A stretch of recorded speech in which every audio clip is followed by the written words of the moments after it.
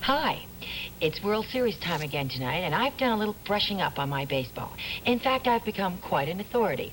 For instance, I know that there are 2 different leagues, each league having 2 divisions, and the winners of the 4 divisions have a best out of 5 playoff to see which 2 teams play in the best out of 7 World Series. The only thing I don't understand is why the winners of the World Series wait until January to play in the Super Bowl. From Oakland, California, game number 4 of the 1972 World Series. NBC Sports, the service of NBC News, presents World Series Report.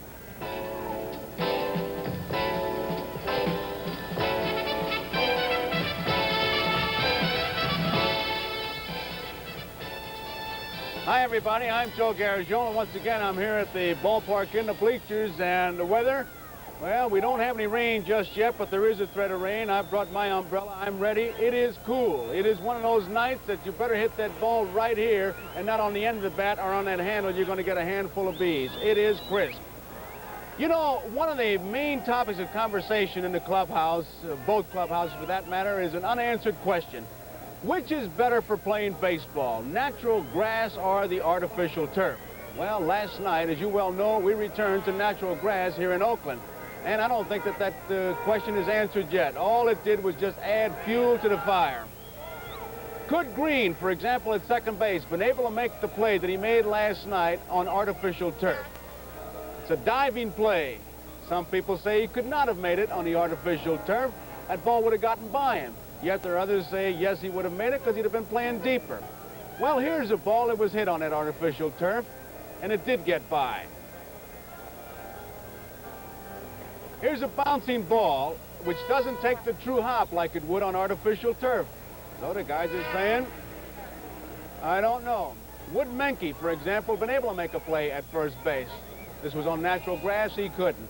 So the question goes on and it goes on unanswered. But one play did come back, the bunt. Some people seem to think that with the artificial turf, the bunt has left baseball because that ball just shoots off the artificial surface. And then there are those who say, no, they play deep, so you can still bunt. One thing for sure, on natural grass, it came back. There's the first base hit of the game right there, a bunt by Rudy. Not a play was made. Here is the bunt by Alou. Bench makes the throw, a routine play, but that was the one that turned into a fire drill. Menke's bunt, which turned out to be the biggest play of the night as it moved Perez to second base, where he scored on this base hit. Slowed down by the natural grass. And here comes Perez around third now, and you remember very well, I'm sure you've seen it, down he goes. There are those who say that on artificial turf, even if it was wet, he would not have gone down. But regardless of whether it's better or not, we've got both sides of the argument, and everybody's talking about it. Johnny Bench was in a play yesterday. You remember they tried to walk him intentionally and even pointed to first base, and the catcher put his arm out there, and then he threw a strike and got him. You wonder what his feelings are about that play? They're a little bit different. And we'll be back with Johnny Bench to talk about that play right after this message. That's not going to hurt anything now. It's got some... John, yesterday, you were the victim of what I guess I'd have to call a dirty pool. The catcher goes out to give the intentional walk, and zap, they throw a strike. Had it happened before to you? Never, and I don't think it'll ever happen again, Joe. I wasn't upset too much about it after the game, but I woke up this morning, I started thinking about it, and, you know, with 60 million people looking on, you really look like a goat. The thing was that I was halfway prepared. Morgan had hollered at me and said, be alert, be alive, when the pitcher started into the windup. Did you believe Dick Williams when he pointed right there to the mound? Well, on the mound? I think he'll probably win an Academy Award for this series. He has most appearances by manager, most pointing, most discussions, whatever. And, of course, I think now their tricks are over, and here he is right now, and somebody didn't wait. Ooh. And in fact, he said it was the best slider he threw all year. Did you see Tenace when he put his arm out? Yes, I glanced back at him because when he came back and he pointed around, and I thought, well, with Perez up, there's one out. He's a double play man. The infield slow. You know, you got a force play at the plate. A sacrifice fly means 2 runs, and that late in the ball game, and extra runs mean a lot. Did you ever pull that play off yourself? No, I've had pitchers throw it over the plate, well, not without it, without intentionally doing it. But those tricks like that, now we're aware of their type of baseball. I think to an extent, they've just about run out their string. Would you do that to somebody else? I don't know. You find one rare situation, you find one catcher that really doesn't know what's going on, and you go out there and try to catch him. And they did. It didn't make you mad till this morning when you realized how many people saw it. That's about it. Now, why in the world wasn't I ready, or how can he make that kind of pitch? I think it was just the fact that I was a victim of the times, and it's not a good thing for me to really remember, because everybody now, the whole winter long, is going to say, hey, I saw you take that 3-2 pitch. That's stupid. Hey, John, you were talking about Billingham after the ball game. You were very high on the fact that you thought maybe he should have even been your starting pitcher in the series. Well, I really did, Joe. I said that after the first ball game, not knowing their attack and what type of hitters they were, we went ahead with Nolan. But after seeing their attack, I said I wish that Billingham could have started, because I felt he was the pitcher that could have done the best job against them. He picks the corners, he's got a sinker ball, and he throws a big slider, and I think that's the best way to get these guys out. How about Gullett? Yeah, Gullett's going to overpower him. I think against Pittsburgh he had some problems, but he's a power pitcher going against a power hitters. And when something like that happens, the power usually hitter is going to wind up winning more often than not. I think he can beat this ball club. I really do. I have complete faith in him. And then let's hope that Nolan can come back. Just overpowering him. Right. John, I want to get into a thing about wearing gloves to hit. Do you wear a glove to hit? Only in spring training, just until my hands get tough enough, and then I just stay away from the gloves. I sweat a lot, and the hand gets all wet, so it doesn't do me any good. You still use dirt? Well, I'm not much of a dirt man. I like the pine tar and the rosin, a combination. I leave it sticky on my hands. They're almost black when the game is over, and I really get a good feel of the bat. Well, John, we've got 4 fellas that I'm going to talk to who wear gloves. I'm going to ask them on what hand they wear it and why do they wear it. We should get some interesting answers. Well, my name is Angel Mangual, and I use 2 gloves because I feel comfortable. And I use cold in my bat because here in Oakland, only in the season it's cold all the way, and that's why I use glove and cold in my bat. My name is Sal Bando, and I use a batting glove on my left hand because after the off-season, when you report to spring training, your hands are soft and they're susceptible to getting blisters, and they get sore, and all the extra hitting to become very raw. Plus the fact your coordination isn't what it would be during the months of June and July, and hit a lot of balls badly and your hand stings. I would like to break the habit, but I'm just unable to.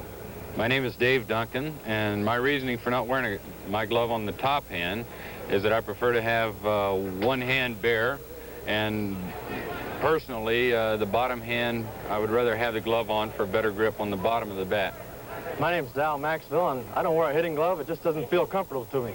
Besides that, I don't get to hit that much. That's a pretty good reason. You know, some guys don't wear it at the bat, but they wear it when they're out in the field. For example, Gene Tenace of the Oakland club, the catcher, got the big catcher's mitt, but he still wears a glove inside that catcher's mitt. And I asked him why. He says he doesn't like the feel of the sponge, and so he wears a handball glove for protection against a bone bruise. And then there are those who don't wear it at the bat, don't wear it on the field, they just wear it when they get on base. Now take a look here at Campaneris. He doesn't have the glove on. As he heads down to first base, you'll see it on the split screen, he'll be off to the right. And you'll see him reach in, get the glove, and he's putting it on.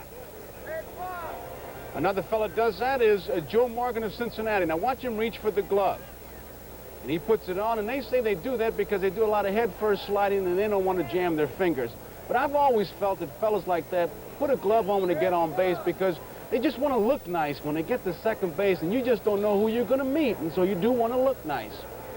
There was another play yesterday that I want to talk about, and that play involved Mike Epstein. You remember he just got the ball and kind of flipped it, nobody was there. It was one of those hot potato, who's got the glove and who's got the ball. Oh, I got the glove. We'll be right back after this message.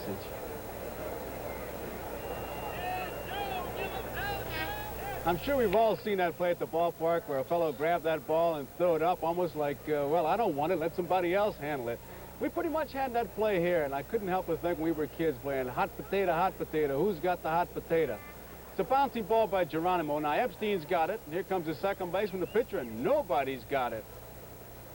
Here it is once again in slow motion. And old Mike's just going to get rid of it, and now it's somebody else's problem. You don't practice those plays, they just happen. You hate to see them happen, but if there was ever a team that would have a routine to practice a play like that, it would be the Cardinals of 1934, that era, the Gas House Gang, because they had a pepper game, one of my favorite sights. This would be a great way to practice, wouldn't it?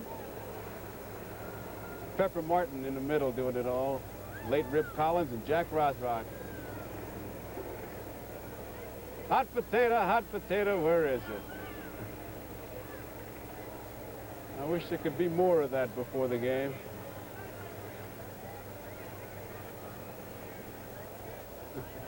The Gas House Gang. Well, there it is, and we get set for game number 4. And for the Oakland A's, it'll be a left-hander. Ken Holtzman is the pitcher for the Oakland A's tonight. And Ken Holtzman's record, 19 victories and 11 defeats. He's got an earned run average of 2.51. And for the Cincinnati Reds, it'll be Don Gullett. And as you heard Johnny Bench say just a few moments ago, Gullett, an overpowering type pitcher. He's won 9, he's lost 10, earned run average of 3.93. So that's it, and this is Joe Garagiola inviting you to stay tuned for game number 4, which will be coming up right after station identification. So long, everybody.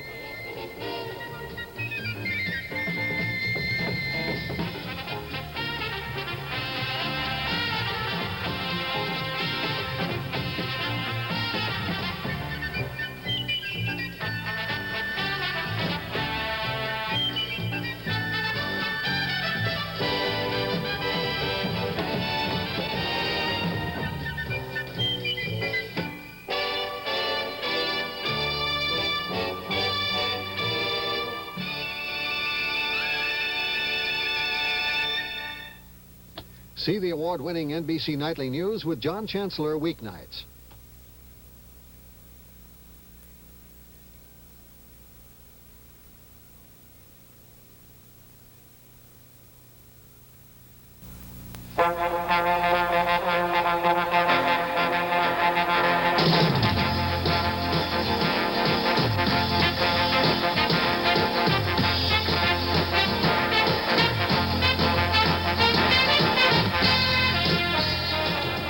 Temperature in the mid-50s, misting, overcast in the Bay Area.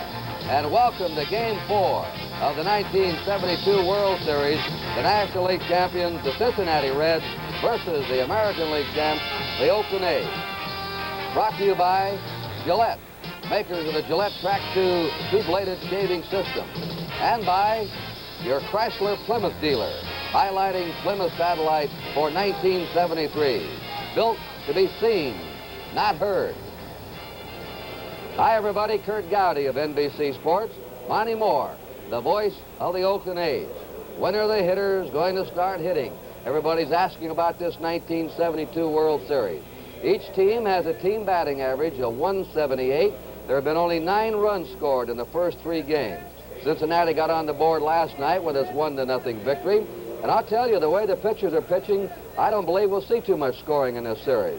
They're not only pitching with control, but with excellent stuff, changing speeds, and we have just had superb pitching. The hitters have not been that bad. Tonight, a young left-hander, 21 years old, Don Gullett, who was set back with hepatitis early in the season, won 9, lost 10, is on the mound for Cincinnati, and he'll be going against the winner of the first game for the Oakland A's, Ken Holtzman, who won 19 and lost 10. A misty night here. In fact, later we may have a fog rolling in back of us here, coming in and forming an invisible wall. Monte Moore does the A's games here, and he can tell you when we get those conditions here, it's hard to hit a ball out of this ballpark. Yes, and it's just that kind of a night, too, Curt. These two teams, though they haven't scored in the World Series, can score. Cincinnati scored 19 runs in their playoff games against the Pittsburgh Pirates, and the Oakland A's scored 13 in their playoff games against the Detroit Tigers. Both teams, of course, playing 5 games. To give you an idea of how tough runs are to come by here in the World Series, in last night's 1-0 game, let's take a look at the 1 run that was scored.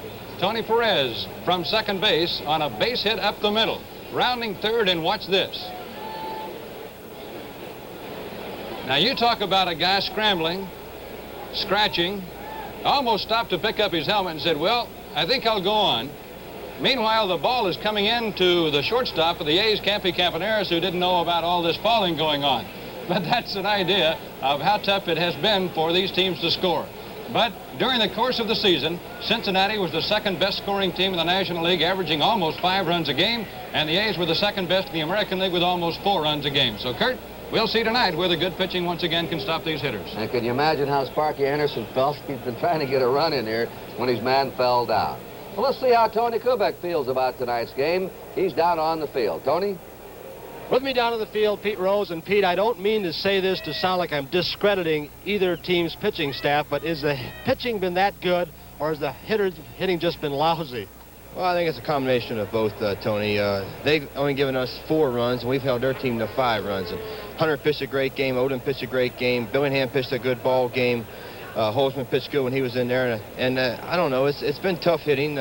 We had some days off after the Pittsburgh series, and we've been 3 days without batting practice now. But they say that good pitching will always overcome good hitting, and that may be the case right now. But I know some of the fellas, including me on our ball club, aren't swinging the bat like we were against Pittsburgh in the playoffs. And I think when we start swinging the bats, we should be able to beat Oakland, because they don't score a lot of runs. They rely on their pitching mostly. Pete, do you think having seen Kenny Holtzman over in the National League is going to be an advantage for your team? Well, it definitely should help you, and it didn't help me the first game. I was 0 for 4 off him. He pitched 5 innings against us, but just like tomorrow, Catfish Hunter pitched for the second time around. Then we'll get to see probably Vida Blue Saturday and Blue Moon Odom if it goes 7 games Sunday. And I think it always helps a hitter, especially a hitter like me, because I want to know how a guy's curveball breaks or how a guy's slider breaks or what kind of velocity he's got on his fastball. And I think seeing a guy more than one time really helps you, especially me. Pete, quickly, what about Don Gullett? He's had a few bad starts. Well, what can you say about a guy that pitched 2 times against Pittsburgh Pirates? Pittsburgh's an explosive ball club, and they handle left-handers pretty good, and other than that, he's pitching pretty well. Pete, thank you. Have a good day today. Thank you, Tony. Pete Rose, now let's go back upstairs. Another sellout crowd here in Oakland, and we're ready now for the opening ceremonies of Game 4 of this series. Good afternoon, ladies and gentlemen. Welcome to the Oakland Coliseum for the 4th game of the 1972 World Series. Here are the official lineup. First, the Cincinnati Reds.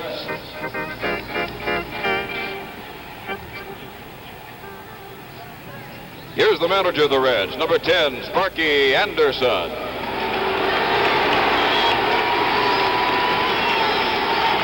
Batting first and playing left field, number 14, Pete Rose.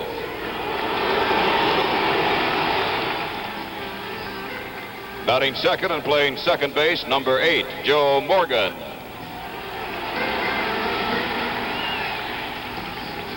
Batting third and playing center field, number 28, Bob Tolan. Batting fourth and catching, number 5, Johnny Bench. Batting fifth and playing first base, number 24, Tony Perez. Batting sixth and playing right field, number 11, Hal McRae. Batting seventh and playing third base, number 16, Dennis Menke. Batting eighth and playing shortstop, number 13, Dave Concepcion. Batting ninth and pitching, number 35, Don Gullett, who is warming up in the bullpen.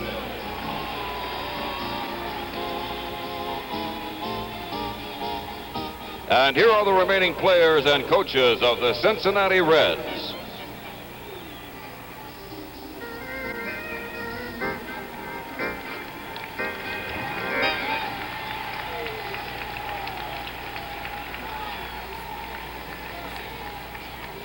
Now for the Oakland Athletics. Here is the manager of the A's, number 23, Dick Williams.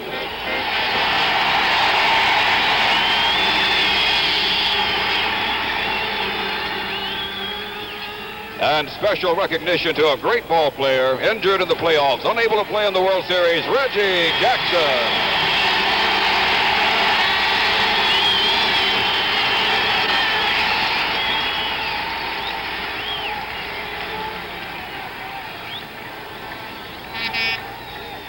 Batting first and playing shortstop, number 19, Campy Campaneris.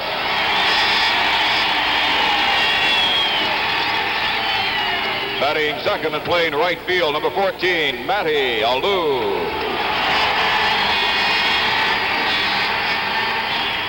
Batting third and playing left field, number 26, Joe Rudy. Batting fourth and playing third base, number 6, Captain Sal Bando. Batting fifth and playing first base, number 5, Mike Epstein. Batting sixth and playing center field, number 25, George Hendrick. Batting seventh and catching, number 38, Gene Tenace.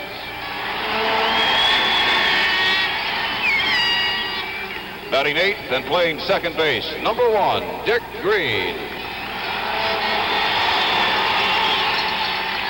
Batting ninth and pitching, number 30, Ken Holtzman, who's warming up in the bullpen. And here are the remaining players and coaches of the Oakland Athletics.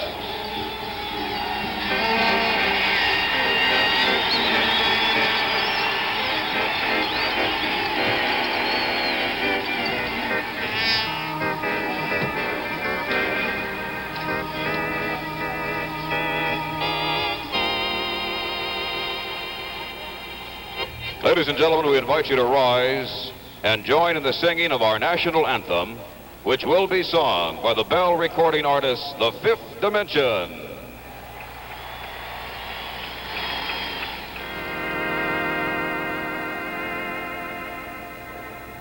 Oh, say, can you see by the dawn's early light what so proudly we hailed at the twilight's last gleaming, whose bright stripes and bright stars through the perilous fight o'er the ramparts we watched were so gallantly streaming, and the rocket's red glare, the bombs bursting in air, gave proof through the night that our flag was still there. Oh, say does that star-spangled banner yet wave o'er the land of the free and the hope of the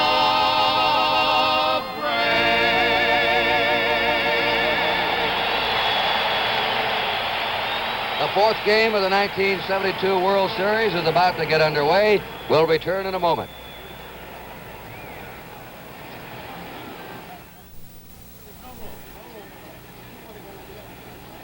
Ladies and gentlemen, we direct your attention to the commissioner's box where Lefty Grove, who in 1931, the last year the Athletics were in the World Series, won 31 games and lost only 4, and who in 1969 was voted the left-handed pitcher on the all-time All-Star team, will throw out the ceremonial first pitch.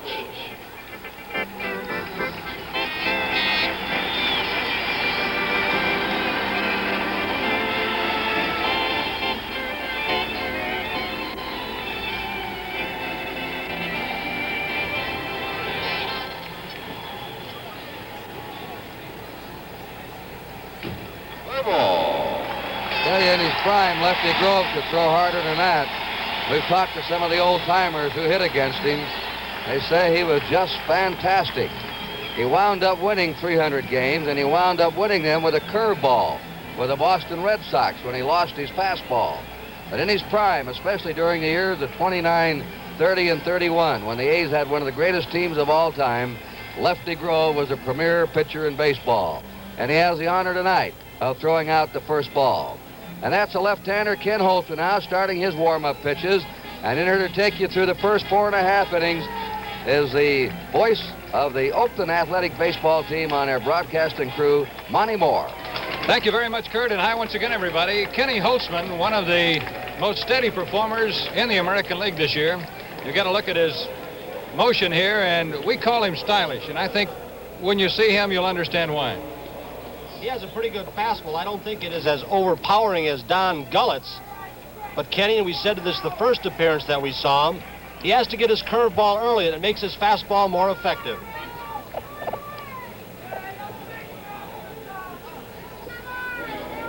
The umpires for the game here tonight, Frank Umont of the American League behind the plate. Bob Engel at first base. Bill Haller at second base. Chris Pellicudis of the National League at third. Jim Honachek of the American League down the left field line. And Mel Steiner on the right field line. He's from the National League. Frank Umont is going out to talk with Ken Holtzman about something here. I don't know what it might be, but I think he's indicating to him that he can blow in his hand here tonight while standing on the dirt part of the mound rather than having to get off of it because it is a little cool. Might be he wants to tell Sparky Anderson the same thing. Dick Williams is a pepper pot manager who always has been an umpire baiter. And he was telling me before the game tonight, the umpiring in this World Series has been outstanding, just excellent. And Sparky Anderson echoes the same thoughts. Well, it certainly has, and these fellows really bear down. I think it means as much to an umpire just about as it does to the players to be able to be in a World Series, and they know they are on display. Here's the first pitch of the game to Pete Rose. And we're underway with a strike. Rose for the season for the Cincinnati Reds hit .307. He has had only one hit in 11 at-bats in the series. Holtzman misses, low and away. It's a ball and a strike. Rose, a switch hitter. Had an ambition this year to hit 300 from each side of the plate, and he did just that. Holtzman's first curveball is in the dirt. It's 2 balls and a strike. Rose hit .315 against left-handers and .304 against right-handers. Throughout his career as a switch hitter, he's been a little better from the left side. Dick Green to Mike Epstein, and there's one out in the first inning.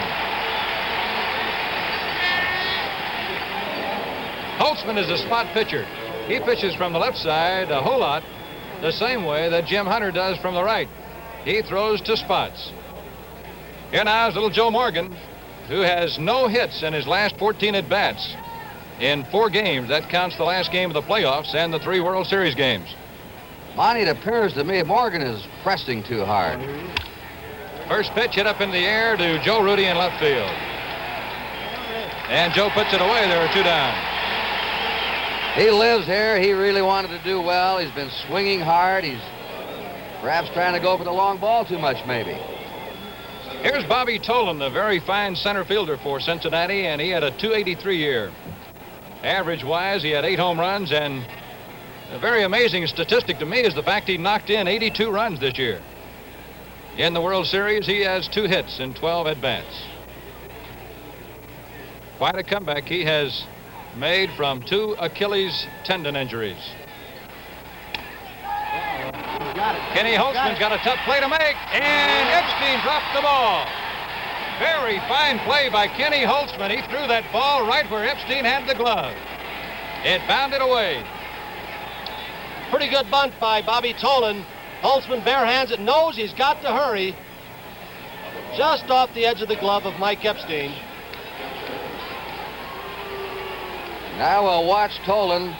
Last night the Reds stole 3 bases. They want to play a running game. They're 2 down. Ideal situation for him. Tolan swiped 42 bases this year. An error has been given to Mike Epstein on the play. Here's Johnny Bench. Johnny led the major leagues in home runs with 40. RBIs with 125, and he base hits to right field. Tolan will go to third base. Matty Alou gets the ball back into Dick Green, and the Reds are set up now with runners at first and third and 2 down. And here comes the hottest hitter for Cincinnati in the World Series, Tony Perez, the only player who has hit safely in all 3 games. He has 5 hits. Bench just laid the bat on that one, purposely hitting the right field, wasn't trying to pull it. Now the error could prove very costly if Holtzman cannot get Perez. Johnny Bench at first base. Tolan at third.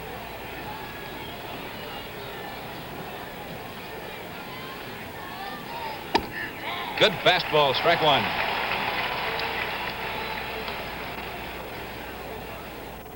Bench stole a couple of bases in the playoffs against Pittsburgh. It was quite a surprising thing.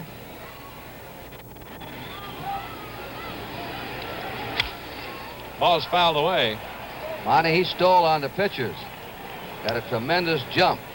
And you couldn't charge or blame Sanguillen for not throwing him out. He was halfway to second when the ball was reaching home plate. They have given the error to Kenny Holtzman, not Mike Epstein.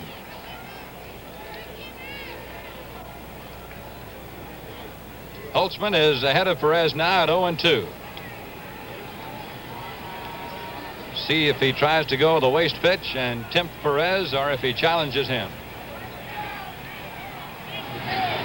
Bench took off and no throw is made. He steals second base. Johnny Bench steals second, hoping that the A's would throw and Tolan would break to the plate. The same kind of a play on which Reggie Jackson of the A's scored against Detroit in the playoffs to tie up the final game.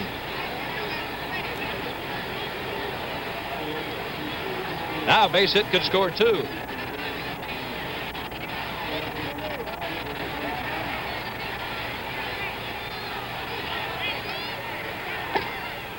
Holtzman broke the curve down and in. It's 2 balls and 2 strikes. You can see the left side of the infield is back all the way.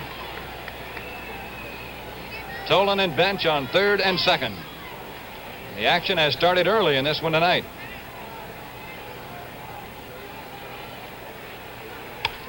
Foul away. Holtzman with a good live fastball.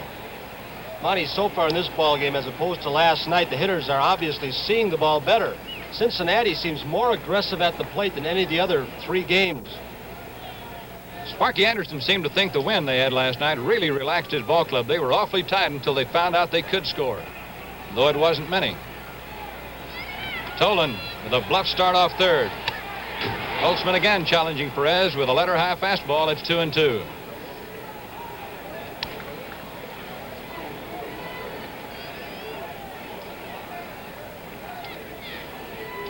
The A's wearing Kelly green over their polar bear white pants tonight. Last night they wore a California gold color. When they play at home on Sundays, they wear still another uniform, all white.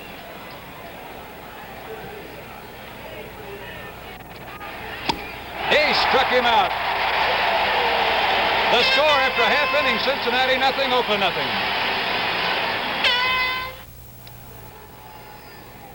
You're looking at 21-year-old Don Gullett. He is in his 2nd World Series.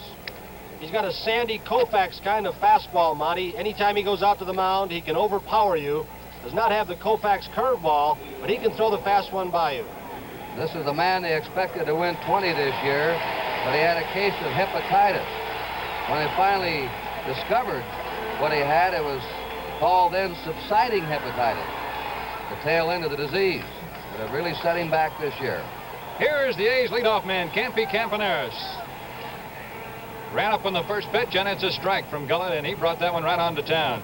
Campaneris uses a big bat, as you'll notice. It's almost a bottle bat, but it's big all the way down to the handle. Very light, however. He's broken about 30 bats this year. Trying to bunt, it goes foul again. It's no balls, 2 strikes. Been rather quiet for Pete Rose so far. Last night he told me he had about a dozen eggs and oranges and apples thrown at him out there. They have a sign writing back at him, Rose Garden. Go Reds. There are some Cincinnati fans here. 2 strikes the count now as we look at Campaneris. That good riding fastball, he wasted it. It's 1-2. Campaneris can hit home runs. He hit 22 home runs a couple of years back in one season. Had 8 for the A's this year. Swinging late on that Gullett fastball. 1 ball, 2 strikes, no score. Game number 4 of the World Series, the 5th game to be played here in Oakland tomorrow afternoon.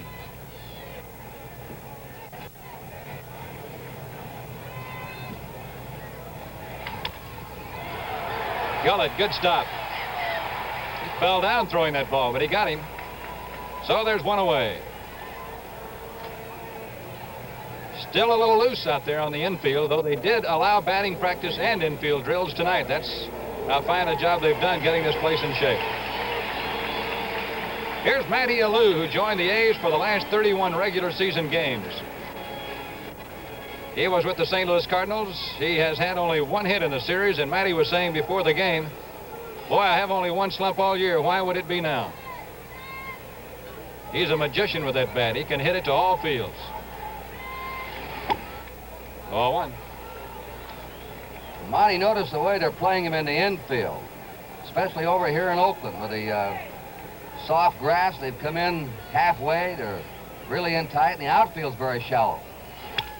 Little blooper to shallow left field. Coming on is Pete Rose. Good catch. He got him on the run. And that's why they play shallow. He dumps that ball right in behind the shortstop with a little inside-out swing.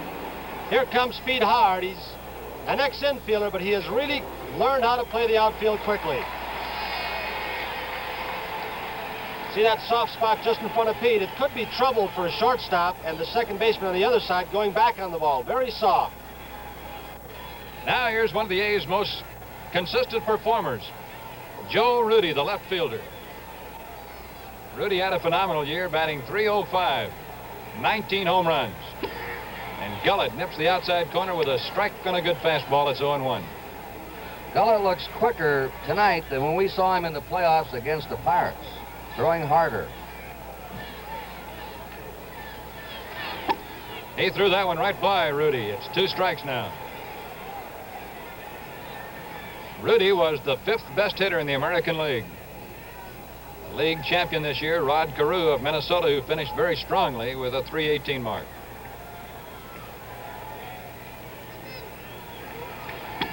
Bench moved outside, you notice, just a little bit that time, asking for the waste pitch. You watch the good catchers move around behind that plate. They help out pitchers, particularly men like Gullett. Throw so hard, they give them a big target. Rudy really got jammed. Shortstop Concepcion takes care of it, and the A's go 1-2-3 in the first inning. The score after an inning of play, Cincinnati nothing, Oakland nothing.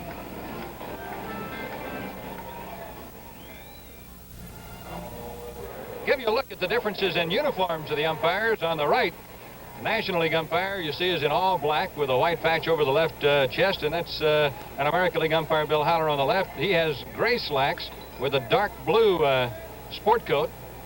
And they tell me that the American League umpires next year might even be wearing those white striped shoes. Here's Hal McRae. Holtzman starts him off with a fastball outside. It's 1-0. A lot of differences in umpiring in the 2 leagues, not only in the strike zone, but how they stand behind the plate, the uniforms they wear, and where they stand to cover second base. McRae with a base hit up the middle, and he is 3 for 3 in the World Series. He's the guy, Curt, who says, I'm going to go up there swinging as hard as I can on every pitch. I might fall down on my face, but I'll be swinging. Let's watch his swing here. They got to find a place for him. They're thinking about third base for the future. Good level swing. He's done an outstanding job of pinch hitting in the playoffs, and a snap through and his follow through. He can hit, and they were trying to find a spot defensively for him. He may wind up at third someday. Dennis Menke, who proved last night he can bunt, may be doing it right here. He squares around and bunts at it, misses. They've got a runner picked off with a good throw, but they don't get the throw. Gene Tenace had McRae off first base, and a good throw would have nailed him. The throw went in the dirt. Take a look at it again. McRae getting off for the bunt. Menke right on through it. Bad throw by Tenace. Epstein did a fine job keeping the ball in front of him going in that right field corner. Dennis Menke. For Cincinnati this year, hit .235, but he knocked in 50 runs. He's had 1 hit in the series. Been up 9 times. Bando short hops it, goes down to second. Green, whoa, is he taken out at second base by McCray?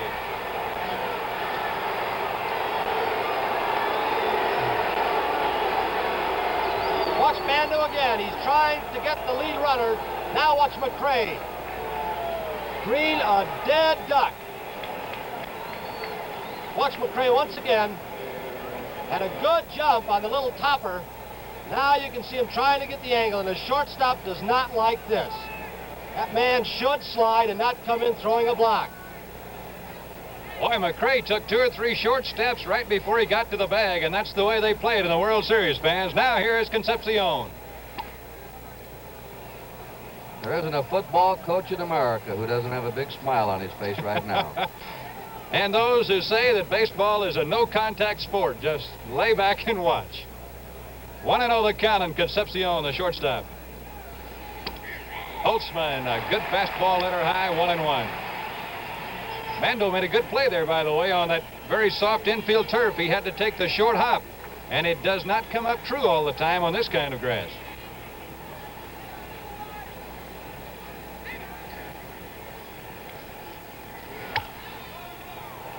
Foul strike back into the crowd. It's a ball and 2 strikes. Only one player in the National League wears number 13. And you're looking at him, Dave Concepcion. 4 American League pitchers wear number 13, including Blue Moon Odom, who worked here last night. 1 out, still no score in the second inning.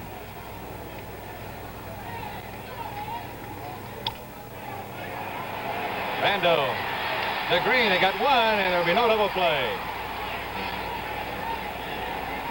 And Green hung right in there. He didn't flinch. He had back surgery earlier in the year, too. Fans, this telecast is presented by authority of Major League Baseball. Watch Menke coming in hard again on a replay. Another difficult play for Green, much more difficult for a second baseman because your back is toward the runner. The shortstop, you have the runner out in front of you. You can see him sliding. You can avoid him. Here's Don Gullett with a runner at first and 2 down. He had a good rip. Gullett hit .211 for the year. His lifetime National League average, 159. Only 21 years old and his second World Series. Strike 2. Holtzman showing good respect. He's keeping that ball away from Gullett.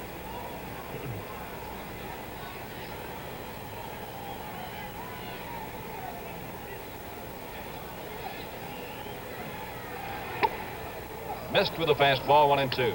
I'll say this, Curt, for a series that has been so low scoring, we've really had some action. It's been the tenseness of every game. The low-scoring struggles, but very tight. Bouncing ball to Green. Underhanded toss to Campaneris for the force play. And in the second, no runs, a hit, 1 left on. The score, Cincinnati nothing and Oakland nothing.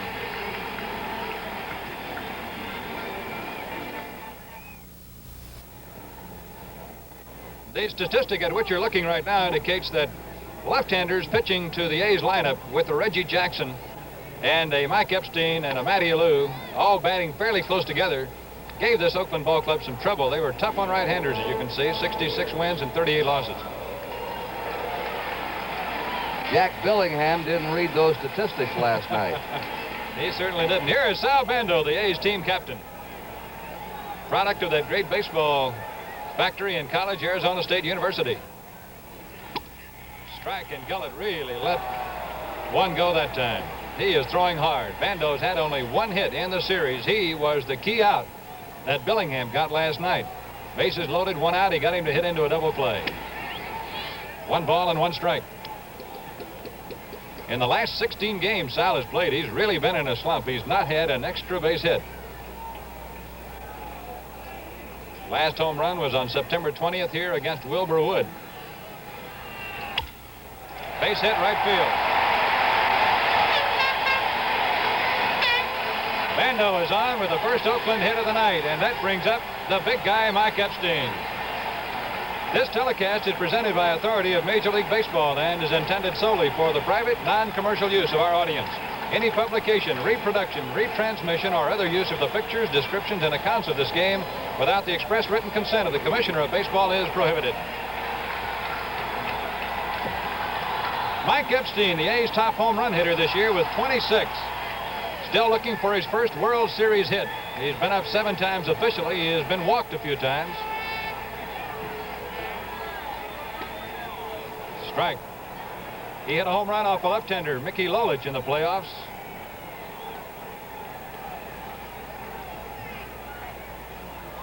Mike has not been platooned all year in Oakland. He has been given the job most of the season here. Foul away. He will hit the ball for power to left and left center field against left-handers. There's George Hendrick, just in front of the Oakland A's dugout with skipper Dick Williams leaning up on the top step right behind him. You can see the players have their jackets on tonight.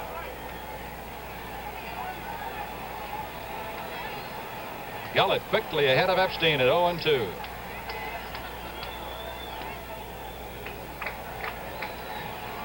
Curveball misses. See the first baseman Perez playing behind Bando. Left-handed batter Epstein is up, dictates that partially, but the Reds' first basemen have not held many A's runners on in this series.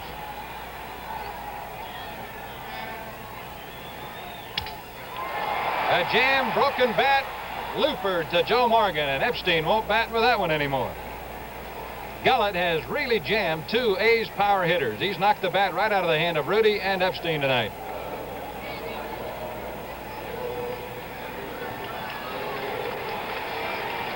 Now Gullett will pitch to George Hendrick. He's the center fielder for Oakland since Reggie Jackson is on the shelf with an injury. George has had 1 hit in the series.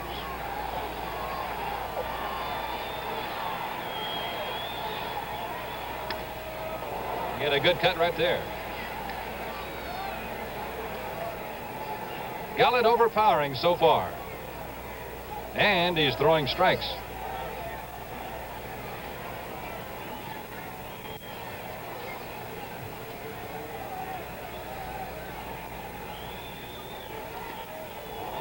Bounced that one across the plate. 1 ball, 1 strike.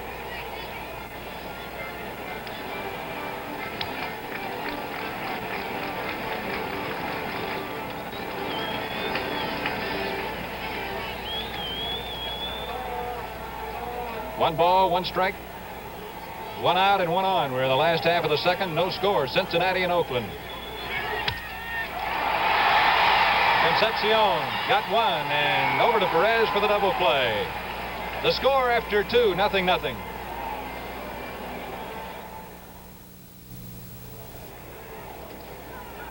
As you can see, Cincinnati was awfully tough against left-handers this year. They won 28, lost 12, and right-handers 67 and 47. Rose, bunt, picked up by Tenace fair. He throws it in the dirt, and Mike Epstein dug it out of there. Gino's having a tough time throwing that ball tonight. Epstein's had 3 throws a little bit off target. Look at Tenace again. Notice how he grabbed the ball with his glove and the bare hand. Gets his feet position, and then it looked like he threw a sinker ball. Epstein made a fine play on to save Tenace an error. Both catchers very quick. Tenace and Bench very agile. They've both jumped on bunts in this series. Here's Joe Morgan, who flied out to left his first time up. Dick Green to his right. But have to hurry. Took a hitch and threw that ball and got him. 2 down. And did you see that ball when it hit that thick turf in the infield, how it was slowed down? In Cincinnati, that ball is in center field.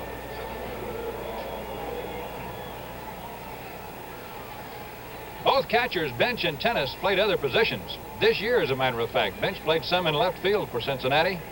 Gene Tenace has played everywhere, including second base in the championship series in Detroit. Bobby Tolan takes a curve from Holtzman, who's been pretty tough against Cincinnati in his entire career. He's won 9 games and lost 3 against the Reds, including a no-hitter he pitched against them.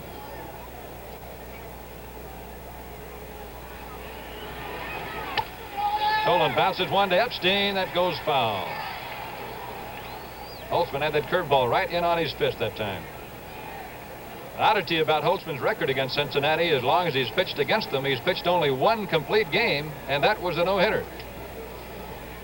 So as he says, and Cincinnati Reds players all say, we usually have something going against him, but he's been able to beat us. And in both innings here tonight, up until now, he's had somebody on.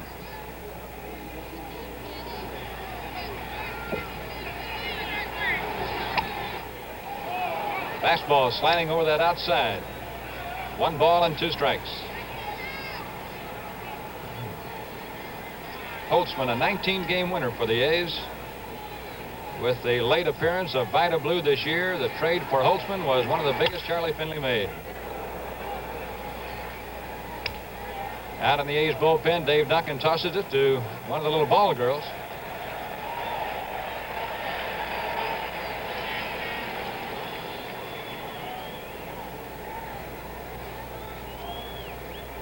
Let's see if he goes with a waste pitch here. Tenace giving an inside target. He went right after him, and it's a never. That's going to be a tough play for Bando. He makes the play to first for the out. 3 ground balls in the third, and after 2.5, the score: Cincinnati nothing, Oakland nothing.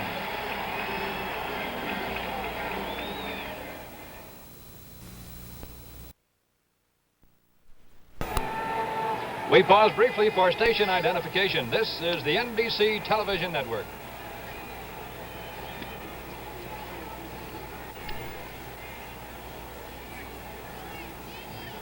Curt, I believe we're going to have a pitching change for tomorrow night. Gary Nolan was scheduled to pitch for Cincinnati, and I think they've taken him out of there. He threw in the bullpen last night. I don't believe they liked the way he looked. And I believe they haven't announced officially, but I think they'll come with Jim McLaughlin, the right-hander. Here's Gene Tenace. A's catchers had 2 hits in the World Series. He's 2 for 10, and guess what they were? Both home runs. Looks as if they might be talking about the location of the batter's box in relationship to the plate. Johnny Bench might have complained that Tenace was too close or something. If McLaughlin goes for the Reds tomorrow afternoon, Jim Hunter will be pitching for the Oakland A's.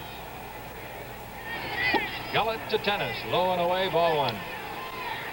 Gene Tenace, who signed in the A's organization as a shortstop, played in the outfield, wasn't getting anywhere, decided to become a catcher.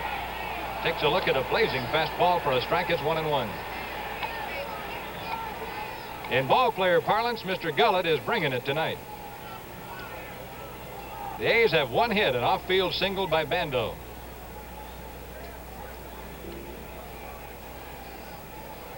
Gullett watches intently as Tenace digs in at the plate. Lefty Grove over behind the dugout probably would have thrown the next pitch right at him. They say he was really mean. Pitch is fouled off, strike 2.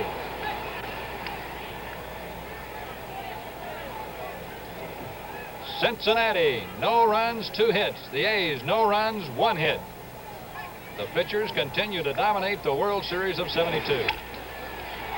Dennis Menke works on the 2-hopper and gets it to Perez to retire Tenace. 1 out in the 3rd. Now here's Dick Green.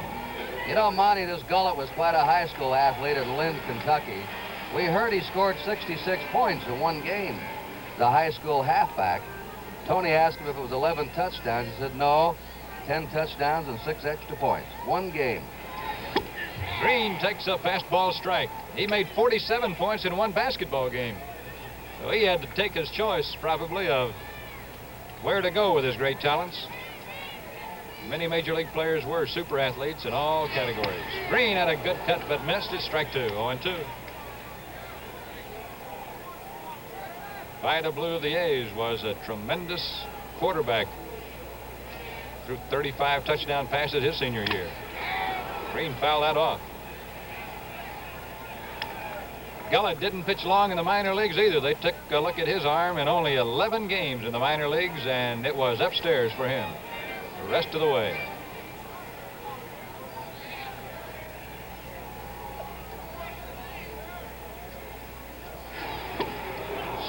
Struck him out with a breaking ball. Bench dropped it but tagged him out. So they're 2 down. Gullett gets his first strikeout of the night. And it brings to the plate Ken Holtzman, who was a good hitting pitcher for Oakland this year. John Chancellor's clear and incisive reporting and the lively commentary of David Brinkley's Journal make the NBC Nightly News television's best, right here on NBC. Holtzman had a little wager with Catfish Hunter. The season started as to which would get a higher number of base hits for the year, and Hunter finished strongly to take him. His lifetime average shows only a 158 mark, but he has hit a couple of home runs. 1 ball, 1 strike. I think that might have been Gullett's breaking ball. He's even throwing it hard. Monty, if he gets that snake over along with the fastball he's got, Hayes might be in trouble.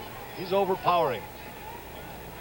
Amazing thing is these young pitchers can come out here and throw strikes in this tense situation. Holtzman rips one to left, but Pete Rose will be there when it comes down. And it's 3 up, 3 down after 3 innings of play at the Oakland Coliseum. It's Cincinnati nothing and Oakland nothing.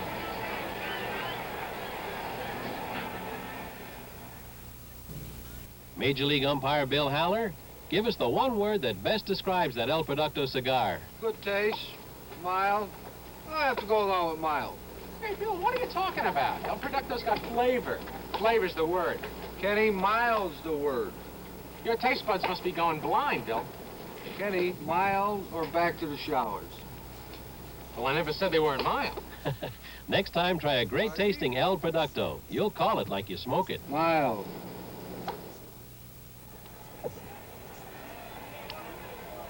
You know, Monty, Johnny Bench is leading off here in the 4th inning. And last night, he dated the boss's daughter. Only it was the wrong boss. He had a date with Charlie Finley's daughter. Called her up, took her to the basketball game. She's a beauty, too. Former homecoming queen at the University of Colorado. We were kidding Charlie Finley about it. We may want to borrow some money someday. Charlie has a big family, 7 children, and 6 of them made the trip into Detroit, then on to Cincinnati, and out here. His oldest daughter, Sharon, is expecting a baby any day now, and she's home in LaPorte, Indiana. The only child that isn't here in the Finley family. And there is his owner, Charlie Finley, right next to his wife, Shirley. Kenny Holtzman to Johnny Bench, who's had 4 hits. Kenny starts him off with a curve high and away. Both Charlie Finley of the A's and Bob Hausum of Cincinnati have done super jobs putting together championship clubs here this year. Hausum decided after the 1970 World Series team for the Cincinnati Reds that it was not the kind of team he wanted, even though they had won a National League pennant. He wanted an exciting team, one that thrilled the fans, and he went out and got a Morgan and a Geronimo and others. Johnny Bench has hit number 5, a single up the middle. And as a leadoff man, Curt, in this series, he has been something. He has had about 9 or 10 chances to lead off an inning in the series, and he has been on a high percentage of times. He and Perez now have been on 7 times each. They lead the World Series getting on base. I know the A's felt when the series started if they could keep him hitting ground balls up the middle and to right field, though, they'd be in pretty good shape. They have kept him in the park so far. Now here's Tony Perez. Struck out with 2 men on in scoring position in the 1st inning. Fouled it off. Holtzman really blistered one by him in that 1st inning to strike him out. You were talking about the trades that Cincinnati made. One of the reasons they made them was moving to the new ballpark, Riverfront Stadium, where defense and speed was more important than an old Crosley Field. It looked last year as if it might not be the right thing. They finished 4th, but boy, this year, and Sparky Anderson and Bob Hausum both said all winter, we have the kind of club that can win it now, and they did. The drive to deep left center field. George easy riding Hendrick makes the catch, and Bench all the way to second, goes back to 1st. Perez put a pretty good charge in that one, but there was never any thought that it would go out. George Hendrick covers a lot of ground and makes it look awfully easy. His teammates call him Easy George. 1 out. Now here's Hal McRae, and the A's haven't gotten him out in the series. He's had 3 for 3, including 2 pinch hits. And Curt, this year, this guy pinch hit 4 home runs. Right, and the Orioles didn't get him out either. He had 5 hits and 11 times up in the 1970 series. Very effective against Baltimore. He got jammed aplenty then. Campaneris bobbles it for a moment, and Green can't turn the double play as Bench comes in there on him. He lost the timing when Campaneris bobbled the ball just a moment. See if we can see the ball rolling up the arm of Campy Campaneris as he really had to charge the ball. Just barely has a grip on it. And Dick Green is really taking a beating down at second base. Here comes Bench. Took a glance at Campy, see where he's going to throw. Now he's got Green once again, who just barely gets out of the way this time. Green has done a miraculous job of holding on to that ball with all those guys shooting at him tonight. 2 out, a man on, and here's Dennis Menke. 0-1. There have been more batters jammed tonight already, about 4 bats broken. Pitchers moving the ball in, moving it out, both throwing pretty hard stuff. McRae is going. The liner goes straight to Bando. The score, 0-0.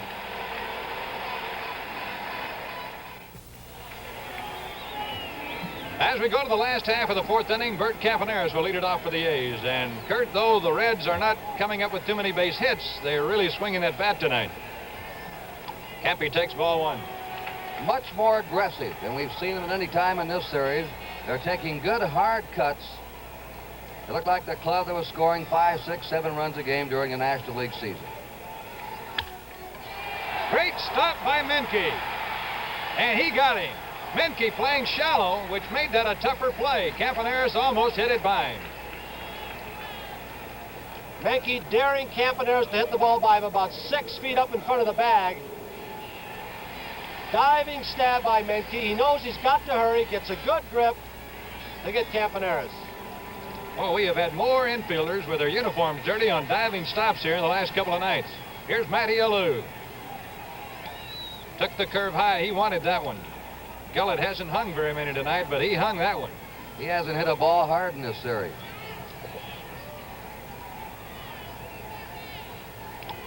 Ball 2. He really ripped it in the Detroit series. He had 4 doubles against the Tigers. 1 off the left center field wall. He's hit 1 home run. He hit it right after he joined the A's and hit it to right field.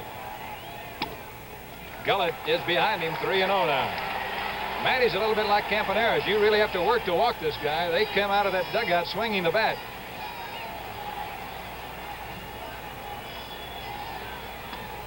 Ball 4.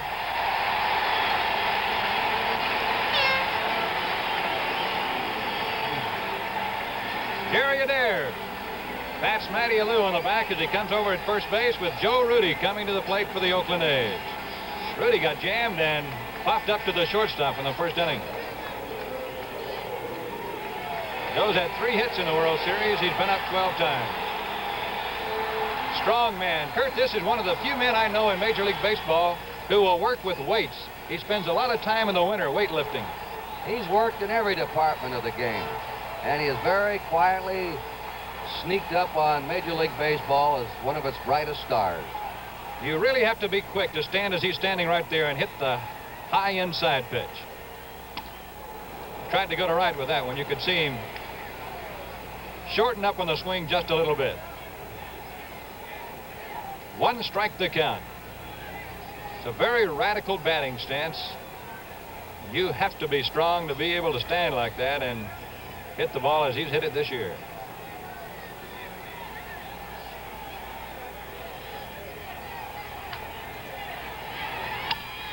Fouled it off. And Gullett is ahead of Rudy now at 0-2.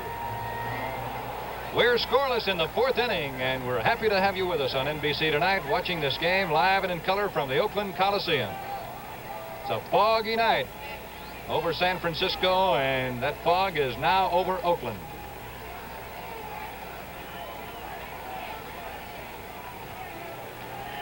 A's lead in the series 2-1.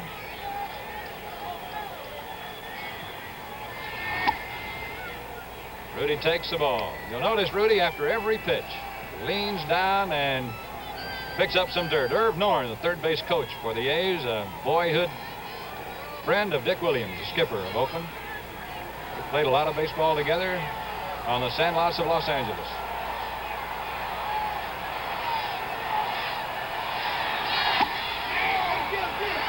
Bench throws the ball away, and Alou's on his way to second.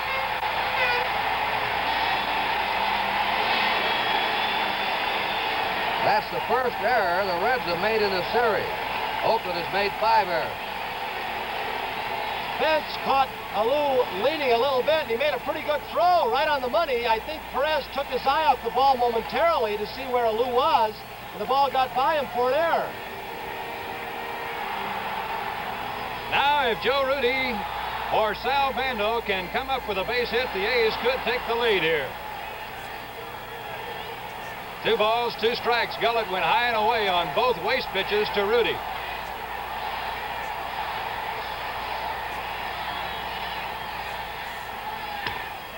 Ball 3.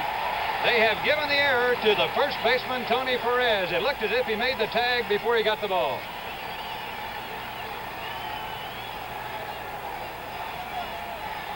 Three and 2 to Rudi.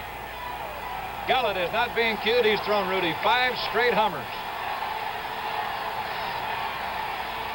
Rudi, one of the slowest batters in baseball at getting ready. He is a very strong concentrator. He struck him out. Gullett just poured it right by him.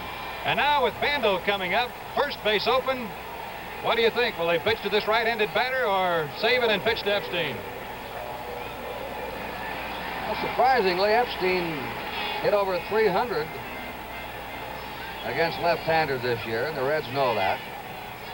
They're going to work to him and walk Bando. Bando's kind of smiling at the plate. I would imagine he kind of said something to Bench like, man, why are you walking me? Either that or they're not going to catch me like they caught you yesterday. Hey, there's been great camaraderie on the field between players of these two teams, despite what you might have been reading in the papers all across the country. They have a lot of respect for each other, and, well, Johnny Bench took Reggie Jackson out for dinner in Cincinnati, and Reggie returned the favor here. But you can see with plays that we've had here tonight, it's all out for leather once they get on the base paths. Here's Mike Epstein with the A's first scoring opportunity of the ball game.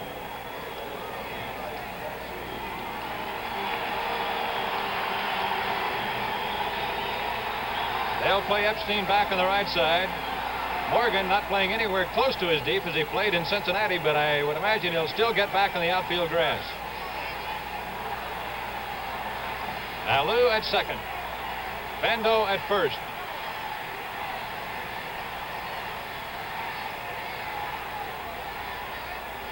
Don Gullett, who won 9 games for Cincinnati and lost 10 this year.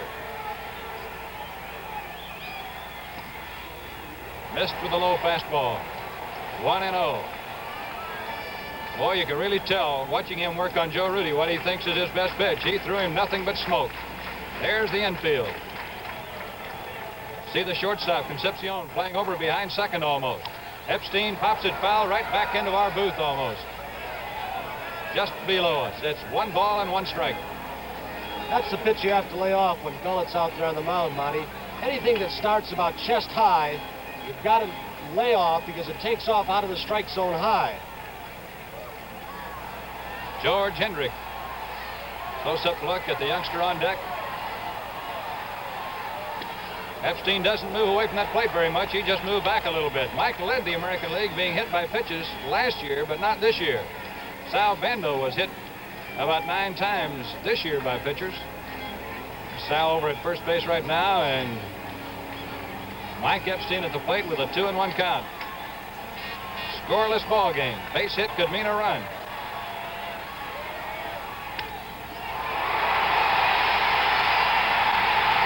Great play by Concepcion. Well on the first base side of second base, and they got Mike Epstein and retired the A's, leaving 2 on. I don't think Morgan could have made the play. As he was going to his right, he wouldn't be able to stop. Concepcion ranging far on the first base side of second with a fine play on Epstein. In the 4th inning, no runs and 2 left. 1 error, the score, 0-0. In the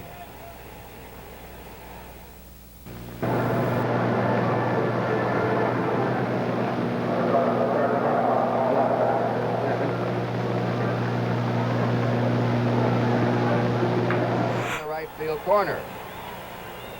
Last of the 5th inning, George Hendrick Grounded into a double play his first time. He pops it up to the right side. Joe Morgan, spread eagling those arms, squeezes it out, number 1. The next batter for the A's will be Gene Tenace, who grounded out his first time.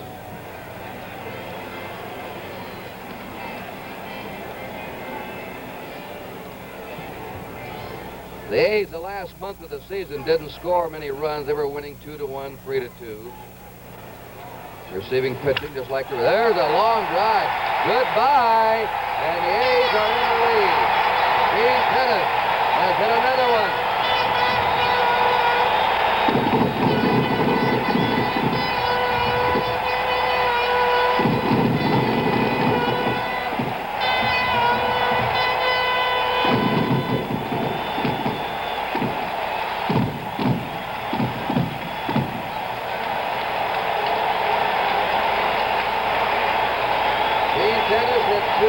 Saturday. Another one today, Charlie Finley with 2 banners. The fireworks and the whole ballpark erupt. And the A's lead 1-0. Dick Green hits that fly ball to right fielder McRae, and they're 2 down. Boy, that Tenace really had authority on that drive. That was a line drive over the left field wall. Curt, that's a typical Gene Tenace blow. I know a lot of country baseball fans are wondering where in the world were his home runs all year. He wasn't playing much this year, Curt. We feel if he'd have been playing all year, he's a 20 or 25 home run a year man. There he is, putting on what they've called the tools of ignorance over the years, the catching paraphernalia. Meanwhile, down in the Cincinnati bullpen, Pedro Borbon is going to work. Ken Holtzman lined to left his first time. Ball 1 until Tenace hit the home run. Holtzman had hit the ball the hardest of any A line drive to Rhodes. 2 balls, no strikes. So the A's lead 1-0, last of the 5th inning. The last player to hit 3 homers in one World Series, Don Clendenin, with the fantastic Mets in 1969. Ground ball to shortstop Concepcion. The A's are out, but they took the lead with 1 run, 1 hit. Gene Tenace's homer. There were no errors, nobody left. We've gone 5 innings, and the score: Oakland 1, Cincinnati 0. 5th inning refreshment while they scrape the infield here for the umpires. And we're going to pause now for station identification. Born Caged, Set Free, the story of the lion at World's End tomorrow night. Columbia.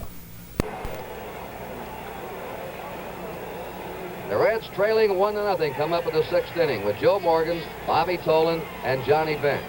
Joe Morgan and Mike Epstein of the regulars are the only players who haven't had a hit so far in the 4 games. Morgan has now no hits in his last 16 times up, including the last playoff game with Pittsburgh. Curt, to give you an idea of how these players value World Series base hits, Dick Green told me the other day that he said, you know, after my first World Series hit, I almost asked the umpire to stop the game and get me the ball.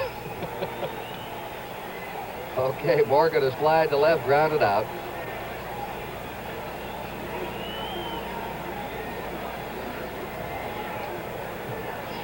The Reds have hit some shots tonight, but right at somebody. Foul back.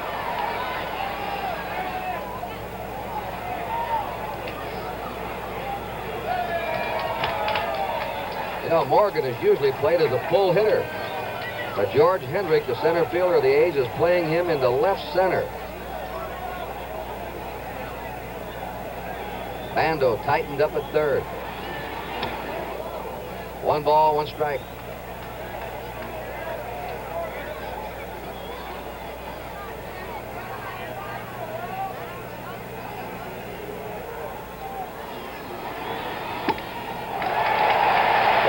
Strike to Joe Morgan. Jim Hunter against probably Jim McLaughlin tomorrow. 3:30 Eastern Daylight Time, a World Series report. Joe Garagiola and the coverage of Game 5.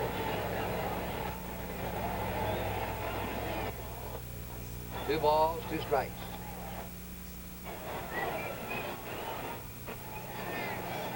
Bobby Tolan.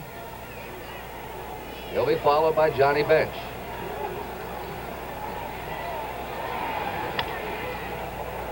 Gets it off the fist foul.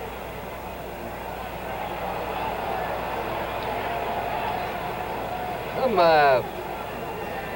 fans have remarked to me, Monte, that Sal Bando looked heavy. I talked to Sal tonight. He said, no, I'm 214. My playing weight's between 210 and 215.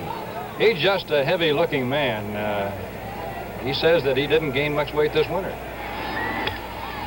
Ground ball to second baseman Green. 1 down. Sal says his toughest problem with weight is when the A's go to Cleveland and play, and his mother, who is quite an Italian cook and a good one, has him out at the house a few days. Bobby Tolan has reached an error by the pitcher and has grounded out 0 for 2. 1-0 Oakland, top of the 6th inning.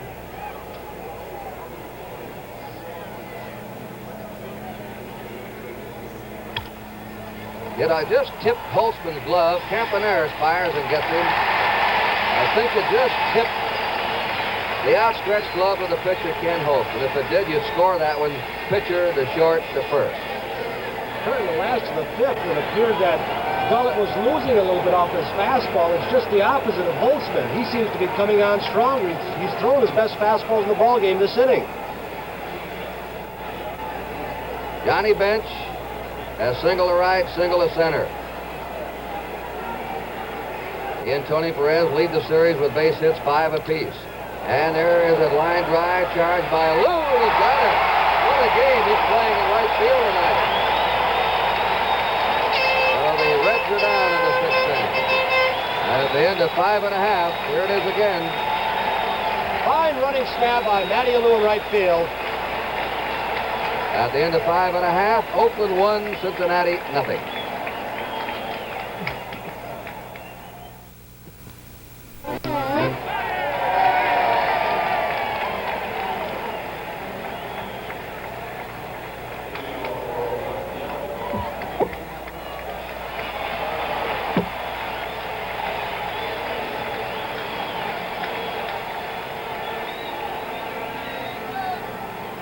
Last of the 6th inning, top of the A's batting order, Campaneris, Alou, and Rudy. Ball 1, Pedro Borbon goes back to work in the Cincinnati bullpen. Campaneris was robbed of extra bases on a stabbing grab by Menke, the third baseman in the 4th. He hits a high fly to deep left. Squeezed over in the corners, Pete Rose, foul ground, takes it, 1 down. If you like collecting things, why not try something with a sure payoff United States Savings Bond? You can buy bonds right now through the payroll savings plan. It's easy, it's painless, and it's sure. You'll collect peace of mind. Start buying U.S. savings bonds now and join payroll savings. Matty Alou has flied out and walked. They're cheering his glove, not his bat. And, Curt, that's a little unusual because when Matty came over here, some of the reports from the National League were that he was not an outstanding outfielder. He has been anything but a poor outfielder for Oakland. He's even thrown 2 runners out on the bases. He's made several circus catches, and the A's are mighty happy to have him. 1 hopper to third baseman Menke. 2 down. Joe Rudy has popped up, struck out. Oakland ahead 1-0 on the home run by Gene Tenace with 1 out in the 5th inning. The Reds have 3 hits, the A's have 2 hits. Each team has made 1 error. A win tonight for the A's would give them a commanding 3-1 lead. The Reds could even the series up at 2 games apiece if they won.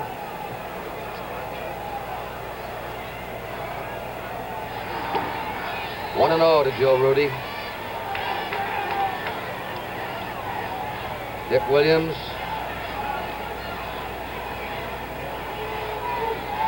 Sparky Anderson.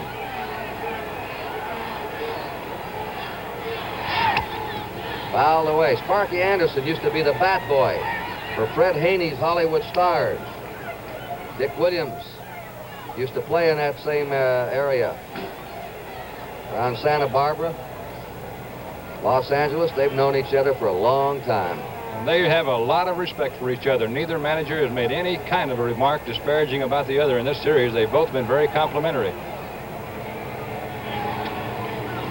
2 balls, 1 strike. I've never heard Sparky Anderson never say anything bad about anyone. He is, I think, one of the kindest and most complimentary men I've ever met. That's Sal Bando on deck.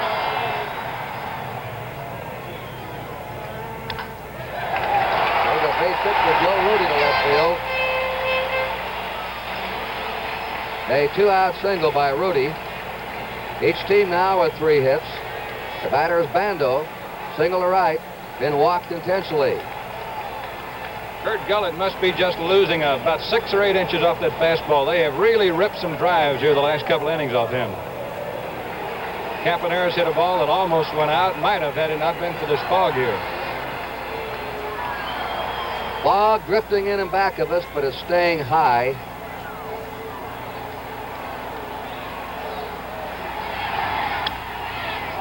Strike 1 to Sal Bando.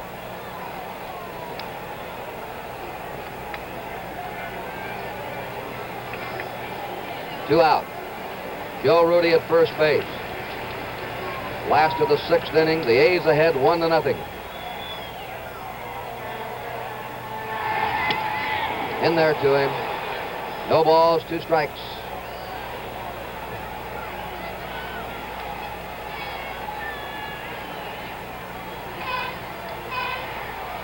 I like to have this kid's future.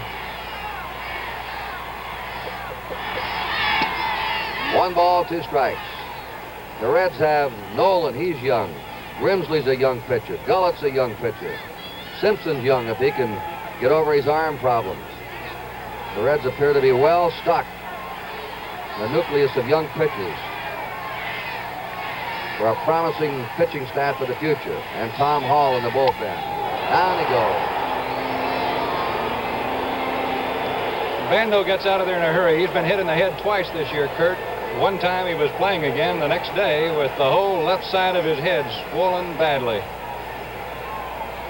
Third base coach Herb Norn. 2 balls, 2 strikes to Sal Bando.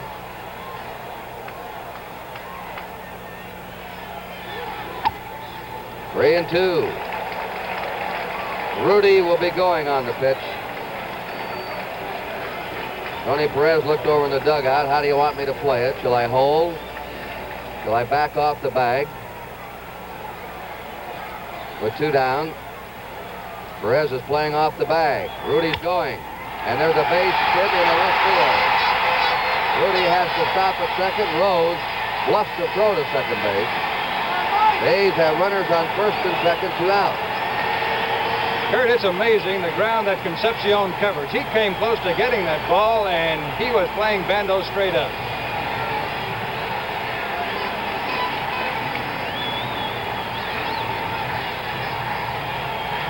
Watch Concepcion again. The ball slowed up just a shade by this heavy turf. Hit very hard by the glove of Concepcion. Mike Epstein looking for his first World Series hit.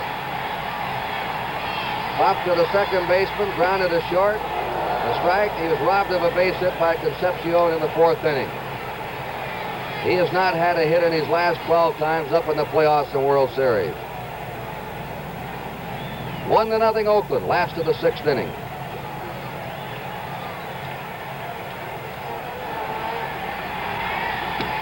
Strike 2 to Epstein.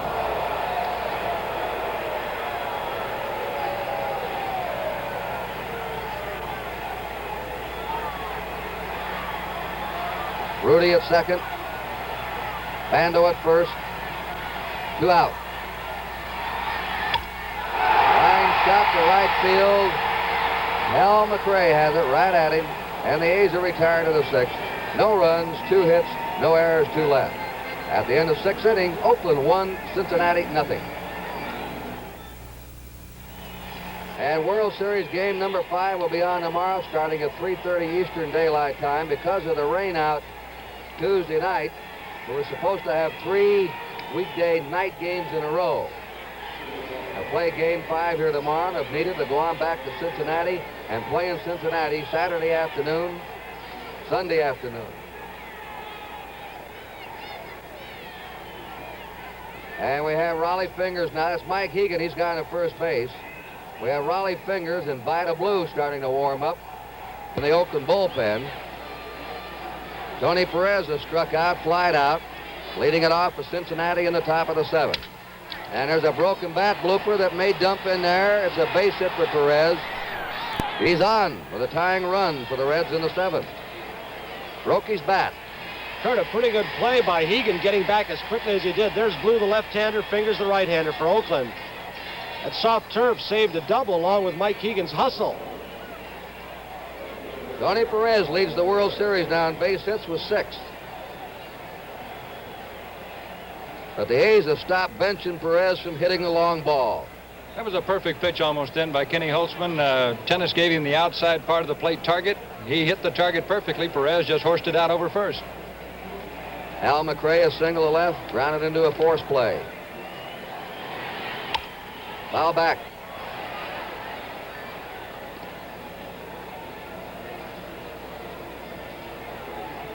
One strike to Hal McRae. They play him to hit the left field.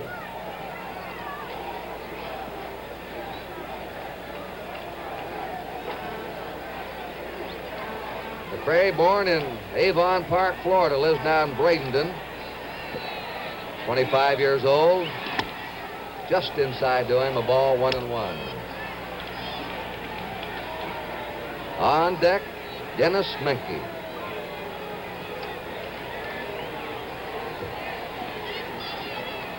Sparky Anderson has called him his best pinch hitter from the right side.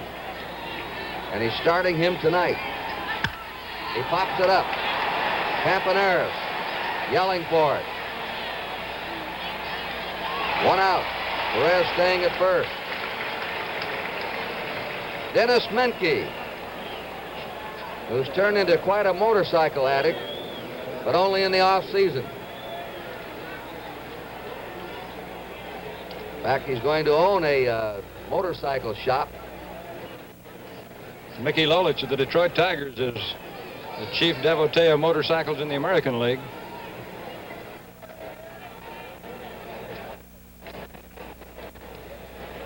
We had some action in the Reds bullpen. It's not a pitcher. It's the spare shortstop, Darrell Cheney. 1 out. The batter. Hits it to the box. Oakland goes to Green for 1, over to first. Easy double play.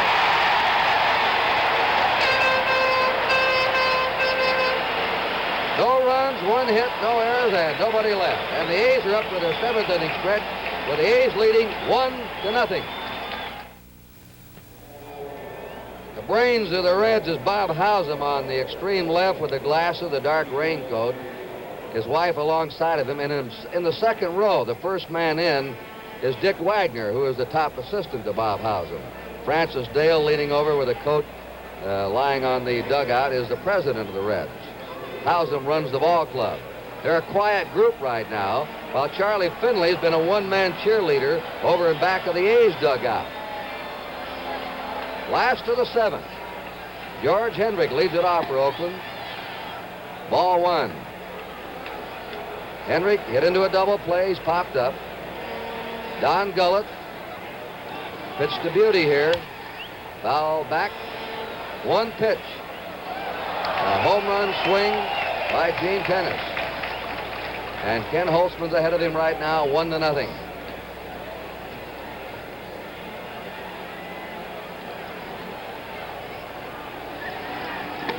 Changed up.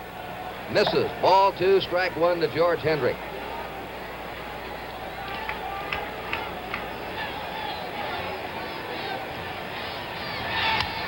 Foul back. Shortstop Concepcion. Second baseman Morgan playing a couple of steps. Hendrick can run. Curt, Vida Blue is throwing in the bullpen real hard right now, which might indicate that Dick Williams is going to go with him the rest of the way. Hendricks strikes out. One away for the A's in the last of the seventh. And here's the hand for Gene Tenace, Mr. Home Run of this series.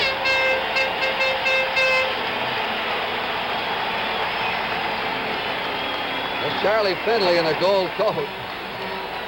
Gene Tenace hit 2 home runs all season at Oakland. He's hit one tonight, and it's been a big one so far. Fouls it away, strike one. The A's leading the Cincinnati Reds 1-0. Curt, one reason he didn't hit any more home runs, the A's had another catcher named Dave Duncan who hit 19 home runs before he lost his job to Tenace. Strike 2 in the inside corner. The Reds will lead off the 8th inning with Concepcion, then Gullett, and will almost surely have a move by manager Sparky Anderson. 1 ball, 2 strikes. Pedro Borbon is loosening up again in the Reds bullpen. 1-2 to Gene Tenace. 2 balls, 2 strikes. We have 1 down, nobody on. Borbon, Hall, and Clay Carroll have all been exceptional pitchers in the playoffs and the World Series. Sinking fastball, and he strikes out. 2 down. Anchorman John Chancellor reports all the world and national events, and David Brinkley's Journal provides lively commentary on the NBC Nightly News, right here on NBC. Dick Green has struck out and fly to right. Dick Williams hasn't been maneuvering those second basemen around much in this series. A strike. These low-scoring games with excellent pitching, he's tried to keep a good infield defense out there.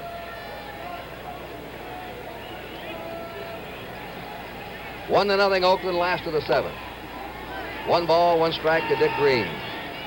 Curt, when he was doing most of the shuffling of second basemen, is when the A's would get behind early, and it seemed as if we were in a period of about 5 weeks where we were behind the first or second inning every day. 1-1 pitch. There's a base hit by Green down the left field line. Green is hustling around. He's going for 2. Rose throws off balance, and he's safe.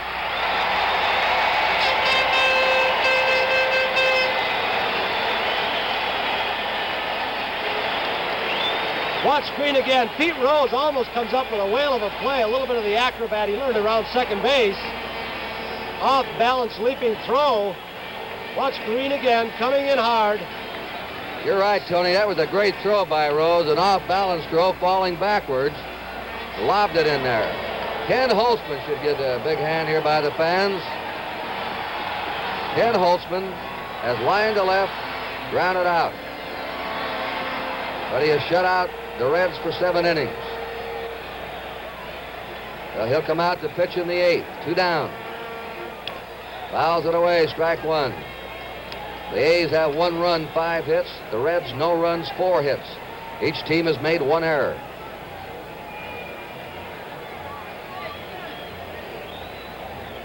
We have had every game in this World Series a 1-run ball game.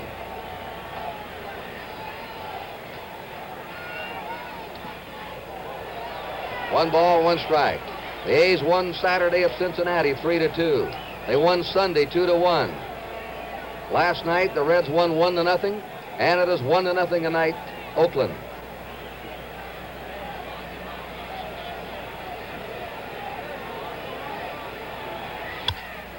Pop up. Menke, the third baseman, will handle this one. The A's are gone in the 7th. No runs, 1 hit, no errors, 1 left. We're going to the 8th inning here in Oakland. The score, Oakland 1, Cincinnati 0. We pause now for station identification. Dinah welcomes Jack Benny, Bob Hope, and Burt Reynolds to a very special hour tomorrow night.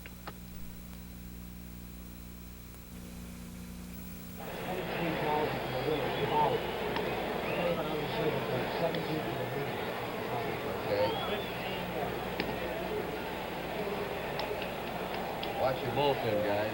10. Blue folders. 4, 3.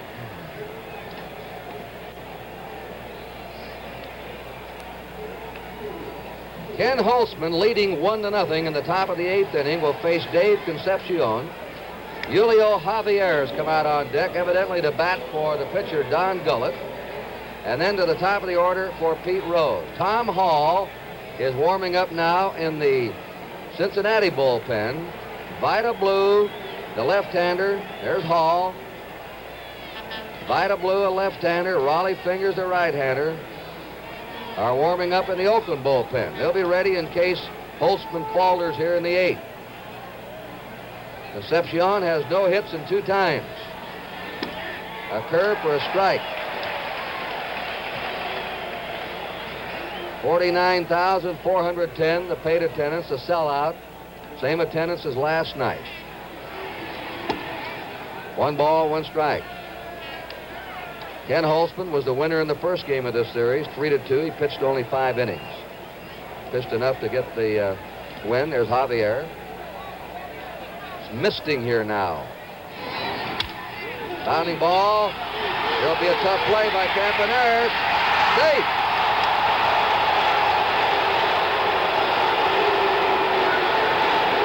Epstein gave it the big boarding house reach, but Concepcion beat it out. Banda was playing on the line, protecting against an extra base hit down the line. Campy had to go further to his right than he usually does. Bob Engel, the first place umpire, with a very close play. Just out of the grasp of Sal Banda, who was playing the line and in. Campy got over in the hole, came up with the overhand throw, and the ball appeared to sink a little bit on him. So the tying runs on now for Cincinnati in the 8th inning. On the infield hit by Concepcion, who's played a sparkling game tonight for the Reds in the field, and he's just come up with a big hit for them. That was quite a throw by Campaneris out of the hole, Dan, and that's the gamble you take in late innings, putting that third baseman right on the line. That would have been an easy out for the third baseman playing the normal position, but you have to guard that line against the extra base hit. Javier is batting for Don Gullett. And young Gullett was outstanding tonight. Now they're looking for a bunt. Javier dumps it down the third baseline. Bando will play it to first base. 1 down. The sacker there running is Hegan towards second, trying to run him back. The tying run now on second for the Cincinnati Reds in the 8th inning. The top of the order and Pete Rose. Rose has grounded out and thrown out trying to bunt and has flied out. Rose 1 hit in 14 times.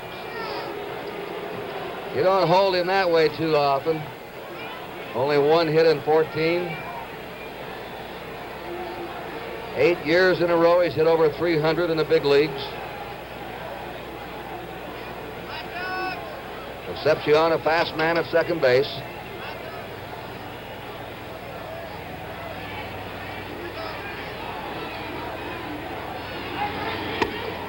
A ball to Pete Rose. The highlight for Holtzman tonight is control. He has not walked a batter.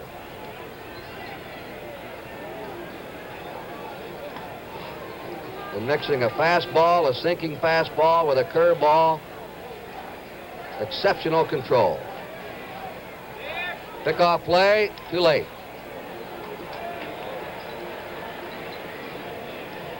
Curt, in this situation, you might think about the A's outfielders and how they throw. Joe Rudy threw out 9 runners on the bases to lead our outfielders this year, and he has, I think, what you could call better than an average arm. George Hendrick got an average arm, and Matty Alou about the same.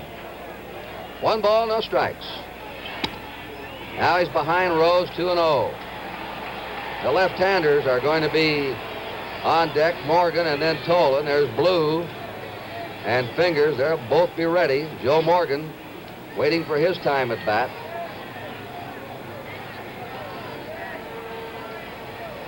Oakland 1, Cincinnati nothing. Top of the 8th inning. 2 balls, no strikes to Pete Rose. Rose hits it off the box. Green fields it and throws him out. Hit Holtzman, slowed it down, and Green came on for it. Green has played very well in the infield tonight for Oakland. Might have been a base hit had not Kenny slowed it down. Green was playing up the middle somewhat for Rose. Now we've got Dick Williams coming out to speak with his pitcher. I think, Tony, what the big question now is, what did he slow it down with, his pitching hand or the glove hand? Because if he had anything like that hit that hard on his pitching hand, he might be taken out of here. Dick Williams now talking to Gene Tenace. Is he all right? You're receiving him. You should know. Does he appear to be getting tired, do you? This is when a manager wants these honest answers. Kenny is just that way, too. He'll tell him. In Dallas one day this year, he was pitching, and he's probably told him they're going to bring in Vida Blue right here. All right, they've got the two left-handers up. That's right, Morgan and Tolan. They figure that maybe Holtzman is tiring a little bit. And Vida Blue is being brought on. So we have a break in the action here at the Oakland Coliseum. The score in the top of the 8th inning, Oakland 1, Cincinnati nothing. For us at Eastern Airlines, taking 10 Little League champs from San Juan to meet their big league champ in Pittsburgh is one of the most important things we do. And because people are important to us, more people fly with us than any other airline in the free world but one.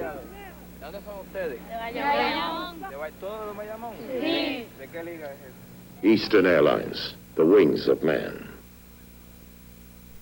Hi, I'm Tom Seaver. Baseball is interested in our youth. It was the first major sport to embark on a drug prevention and education program.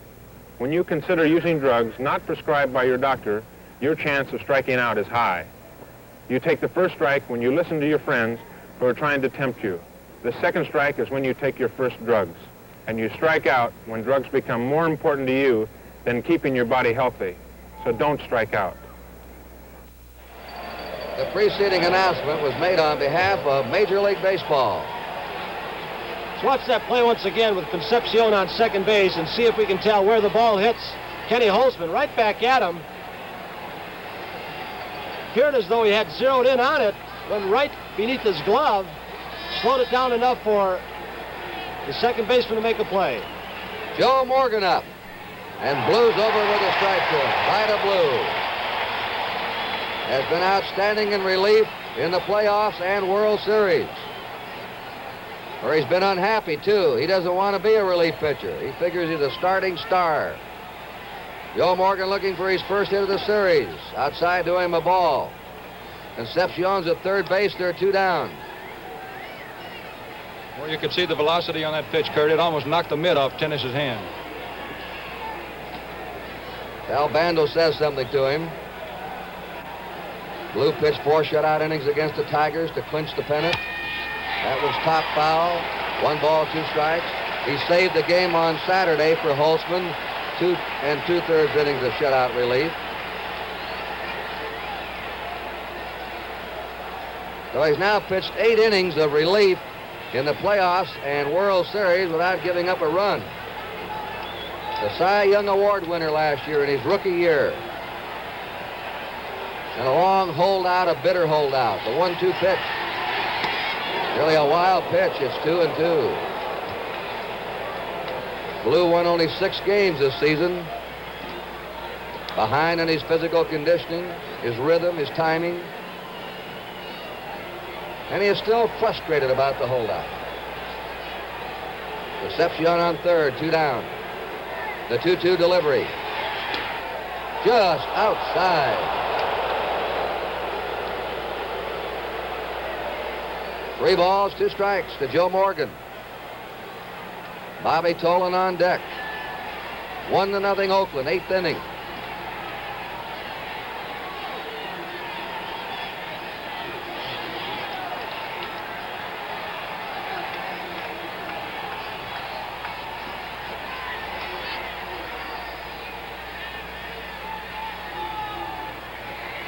Time called. Morgan asked for time. He wanted to step out.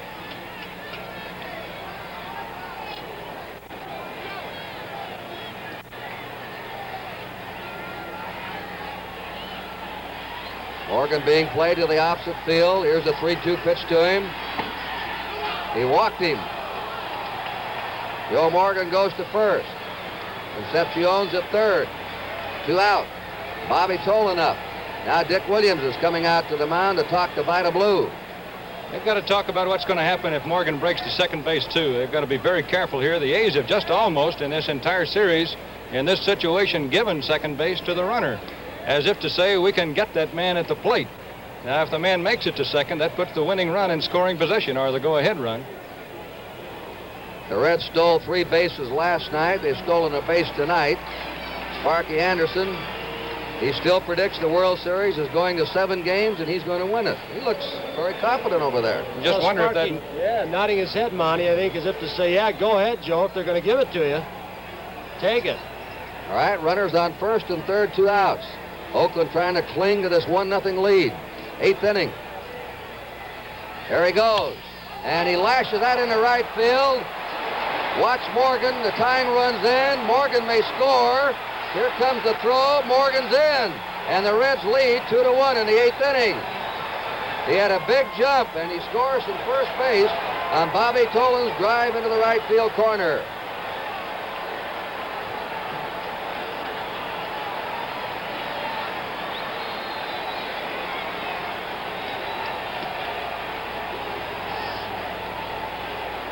Tolan on second, 2 down. Joe Morgan hasn't had a hit, but he's just scored a very important run with his speed, breaking with a pitch and scoring all the way from first.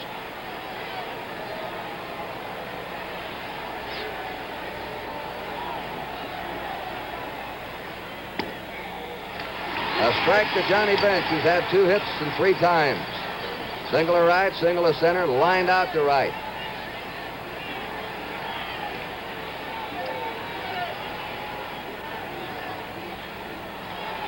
Vida Blue came in. He walked Joe Morgan. He's given up the double to Tolan.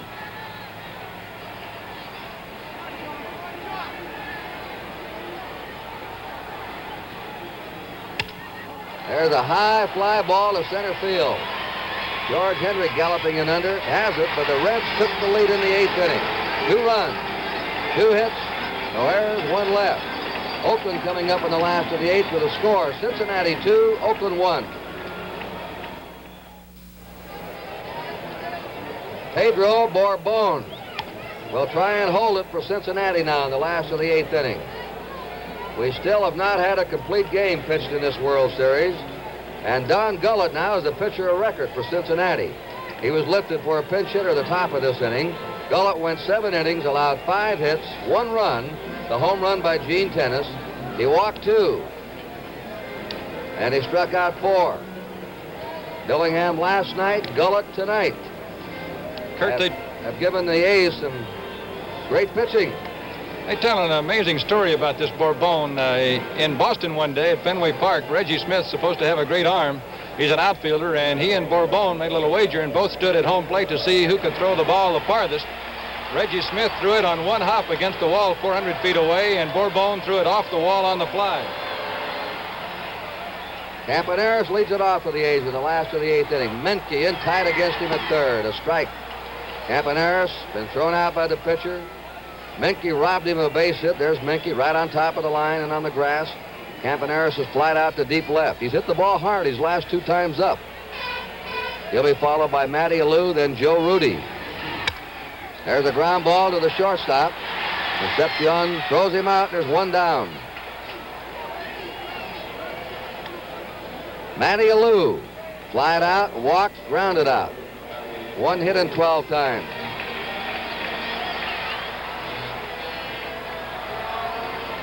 Bourbon has been an excellent relief pitcher in the playoffs in the World Series. 7 in the 3rd innings, only 2 hits and 1 run. Clay Carroll heating up for the Reds. 0-1 to Alou.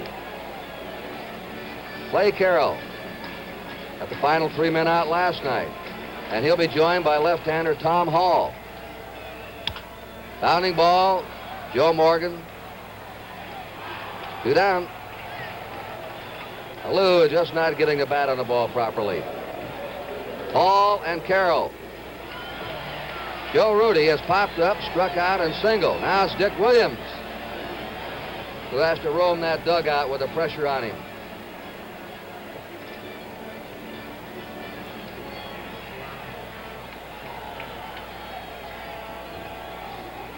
Cesar Geronimo is going down to the Reds bullpen to warm up his throwing arm.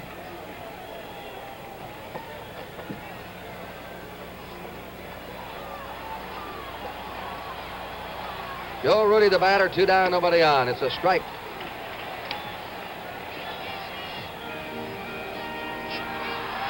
Two runs, 6 hits for Cincinnati, 1 run, 5 hits for Oakland.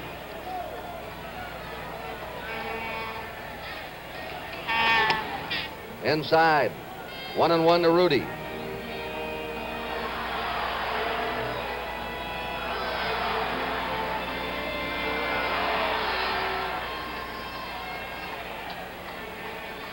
A 1-1 pitch. Ground ball in the right field for a base hit. And the A's had the tying run on in the last of the 8th inning. Joe Rudy's second hit. He hits to all field.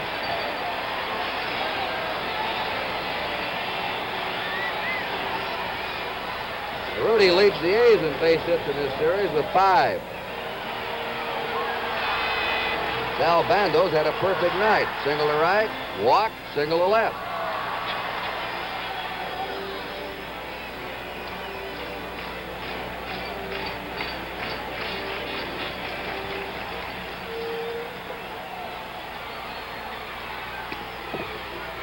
Ball 1 to Sal Bando.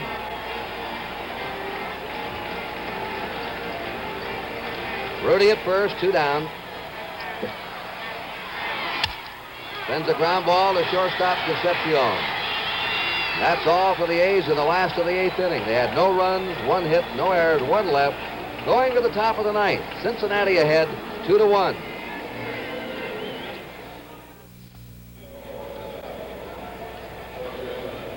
If we have a 7th game of the World Series on Sunday, we would have a baseball-football doubleheader here on the NBC television network. If the World Series is over, then we would have a pro football doubleheader featuring Cincinnati against the Rams, Denver versus Oakland. Tony Perez has struck out, flied out, and singled. The Reds are up in the 9th inning. Vida Blue can be the losing pitcher in this game unless the A's rally and tie and go ahead and win it. 1 ball, 1 strike. Morgan, Joe Morgan, from first base on Bobby Tolan's double, scored the go-ahead run, and he's Blue's responsibility. There's a drive sinking into right field for a base hit. Perez, 2 hits tonight. And 7 in the series. He's the World Series base hit leader here in 1972.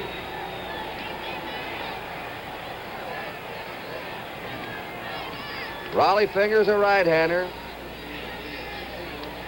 Dave Hamilton, a left-hander, warming up in the Oakland bullpen. Perez in the 1970 series had only 1 hit and 18 times up. Here's Dick Williams to the mound.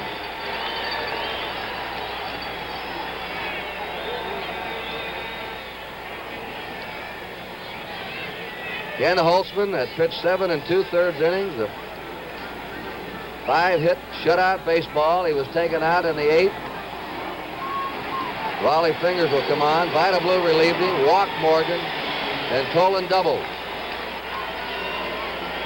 And the Reds lead it 2-1 as we have a break in the action here at the Oakland Coliseum.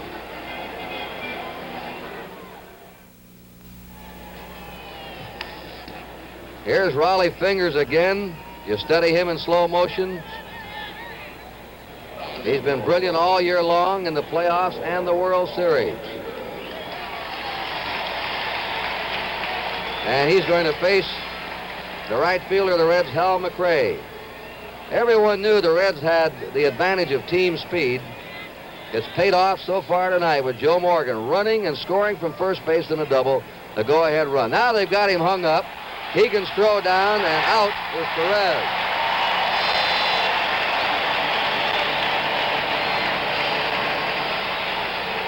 Look at Perez. He was trying to get a good jump. Hit and run may have been on. Fingers catches him. Relay throw from Hegan as the tag is made. Well, that makes it 1 down. Low curve to McRae for a strike. McRae has a single in 3 times. Menke scheduled up behind him. Cincinnati leading 2-1 in the 9th inning.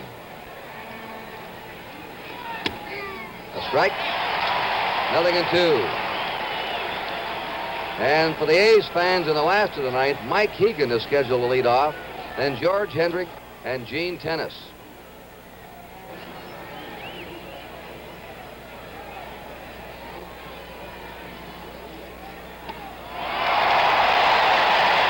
The Fingers got rid of him in a hurry. 2 down. When he comes in with that sidearm curveball to a right-hander, it's wicked.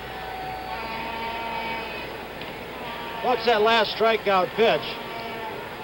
He has a good fastball, but watch this ball break. From the side, a little crossfire. Gets him to go after the bad one. Dennis Menke, hitless in 3 times. Reds have 2 away, top of the 9th inning. They're leading 2-1.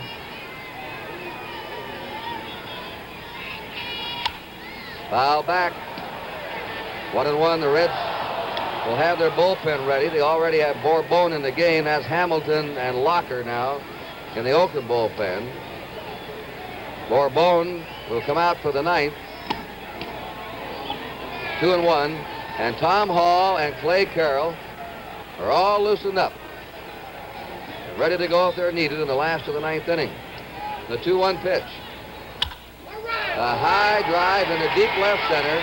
Joe Rudy back for it. The Reds are out at the top of the 9th. No runs, 1 hit, no errors, nobody left.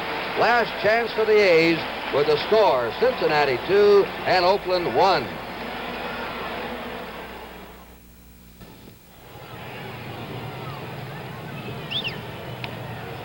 Mike Hegan will be up for his first time of the game. He replaced Mike Epstein, who had gone hitless in 3 times. Geronimo now is in right field for the Reds. That's a defensive measure, one of the great throwing arms in baseball. We're going to watch a left-hander and then 2 right-handers hit against Pedro Bourbon. Oakland led all the way until the 8th inning. Curt, the A's in this series haven't hit a fly ball off this guy yet in 2 appearances. The base hit by Rudy was even a grounder.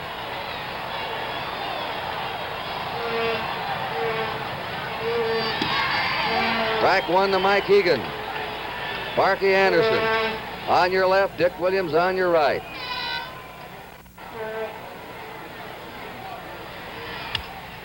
Slashes it right down to Menke, who's been a very sure-handed third baseman tonight. 1 down. Our statistician, Alan Roth, for NBC, our production stage manager, Jim O'Gorman. George Hendrick is going to be taken out, and Gonzalo Marquez is going to bat. Marquez has been an excellent pinch hitter in this postseason play for Oakland.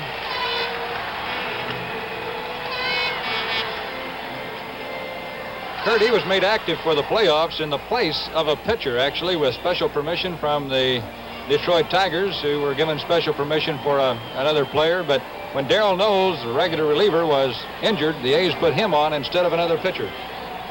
1 out. Nobody on. 2-1 Cincinnati. Breaking pitch for a strike.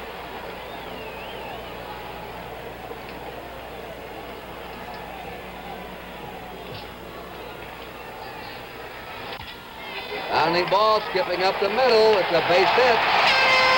He does it again. And the A's have the tying run on. We're going to have a runner. Sparky Anderson watching the runner coming on. As Alan Lewis. Marquez will get a big hand. Just about every time he's been up, he's delivered against the Tigers and here in World Series competition.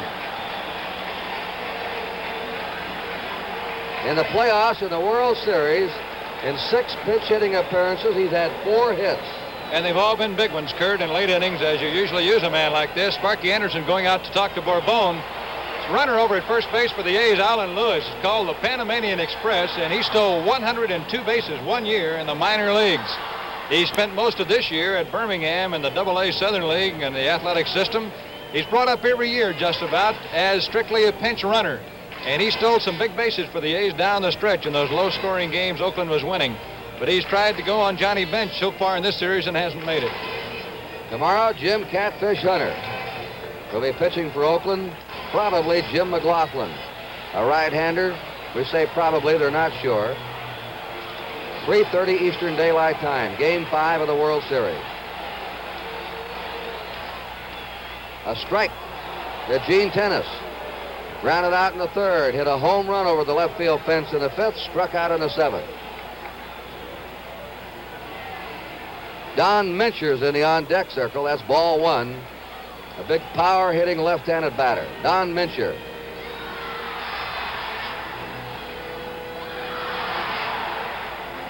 And now Dick Williams is claiming a balk. Yelling out.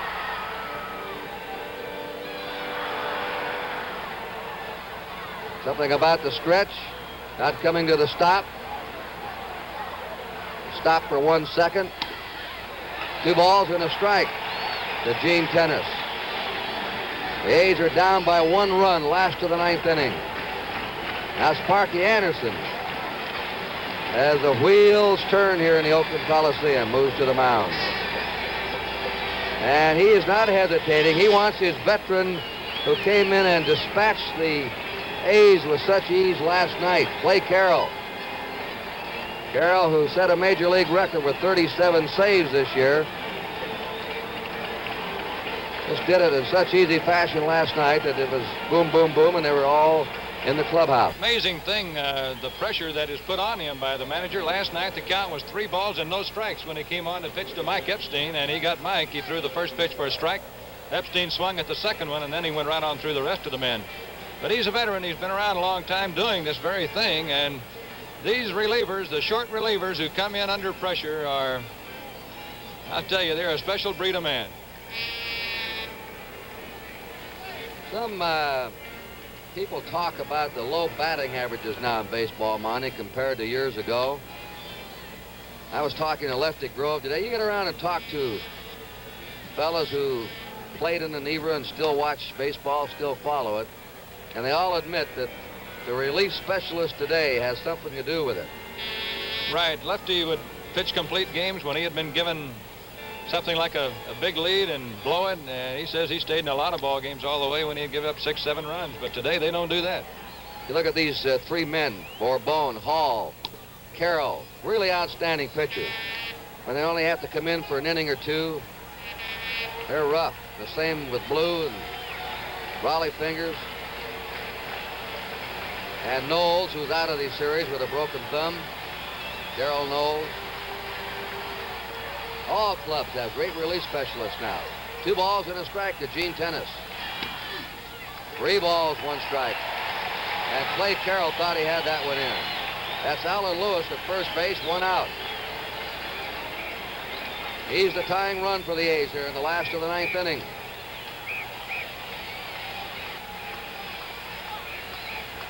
Three and 1 count. There's a ground ball in the left field. Alan Lewis goes to second. And Gene Tenace now becomes the winning run at first base. Alan Lewis at second base.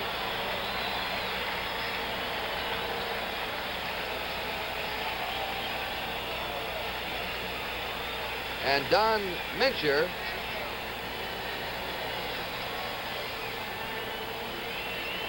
is going to bat for second baseman Dick Green.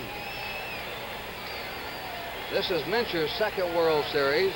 He played 7 games for the Twins in the '65 series against the Dodgers.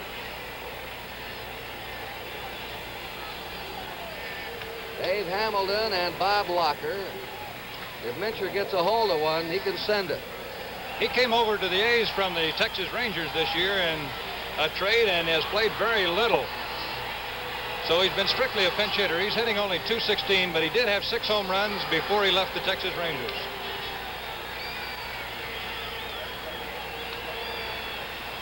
The seasonal average, .216 with 6 homers, 44 RBIs. 1 out. Runners on first and second. Ball one to Don Mincher.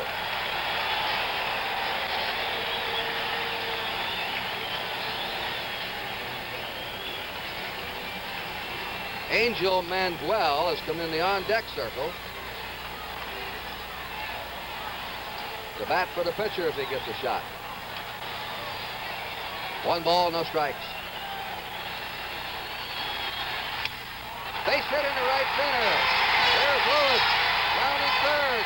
The game is tied. Over to third goes Gene Tenace.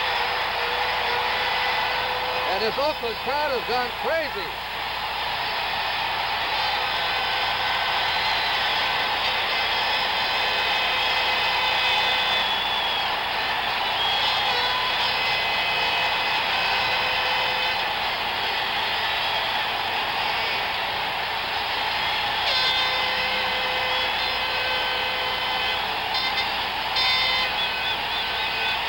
Angel Mangual, that's Bill Poisdell, the pitching coach. He's retiring this year. The winning run now at third base for the A's.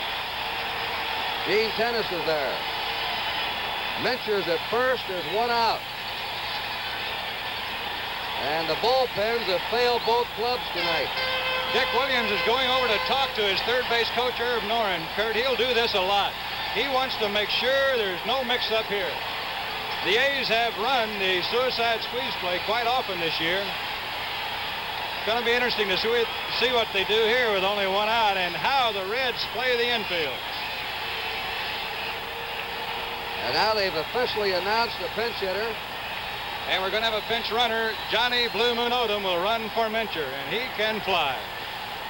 You might wonder why a pinch runner at first base. The big reason is, in case the ball is hit in a hole somewhere, he might be able to get there in time to break up a double play.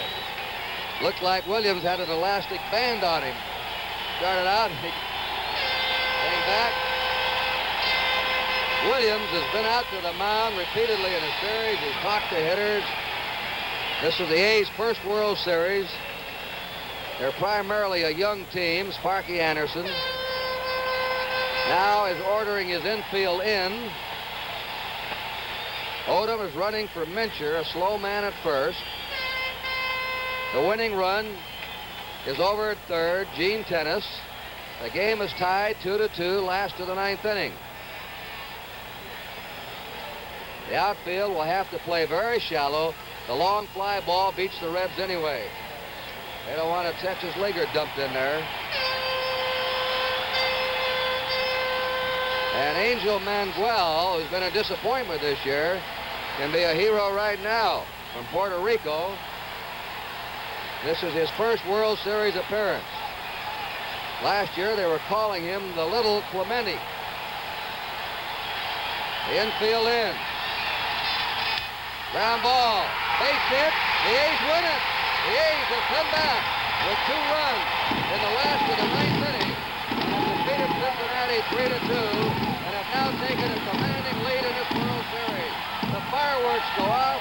They mob Mangual. 3 pinch hits in the last of the 9th inning for Oakland. Every game has been a 1-run ball game in this World Series, and Mangual is the hero.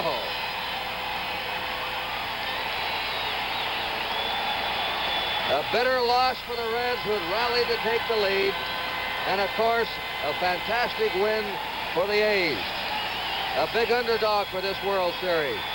They now lead it 3-1, and they can win the World Series tomorrow if they can defeat Cincinnati. The Reds must win to send this World Series back to Cincinnati on Saturday. The winning pitcher, Raleigh Fingers, in relief.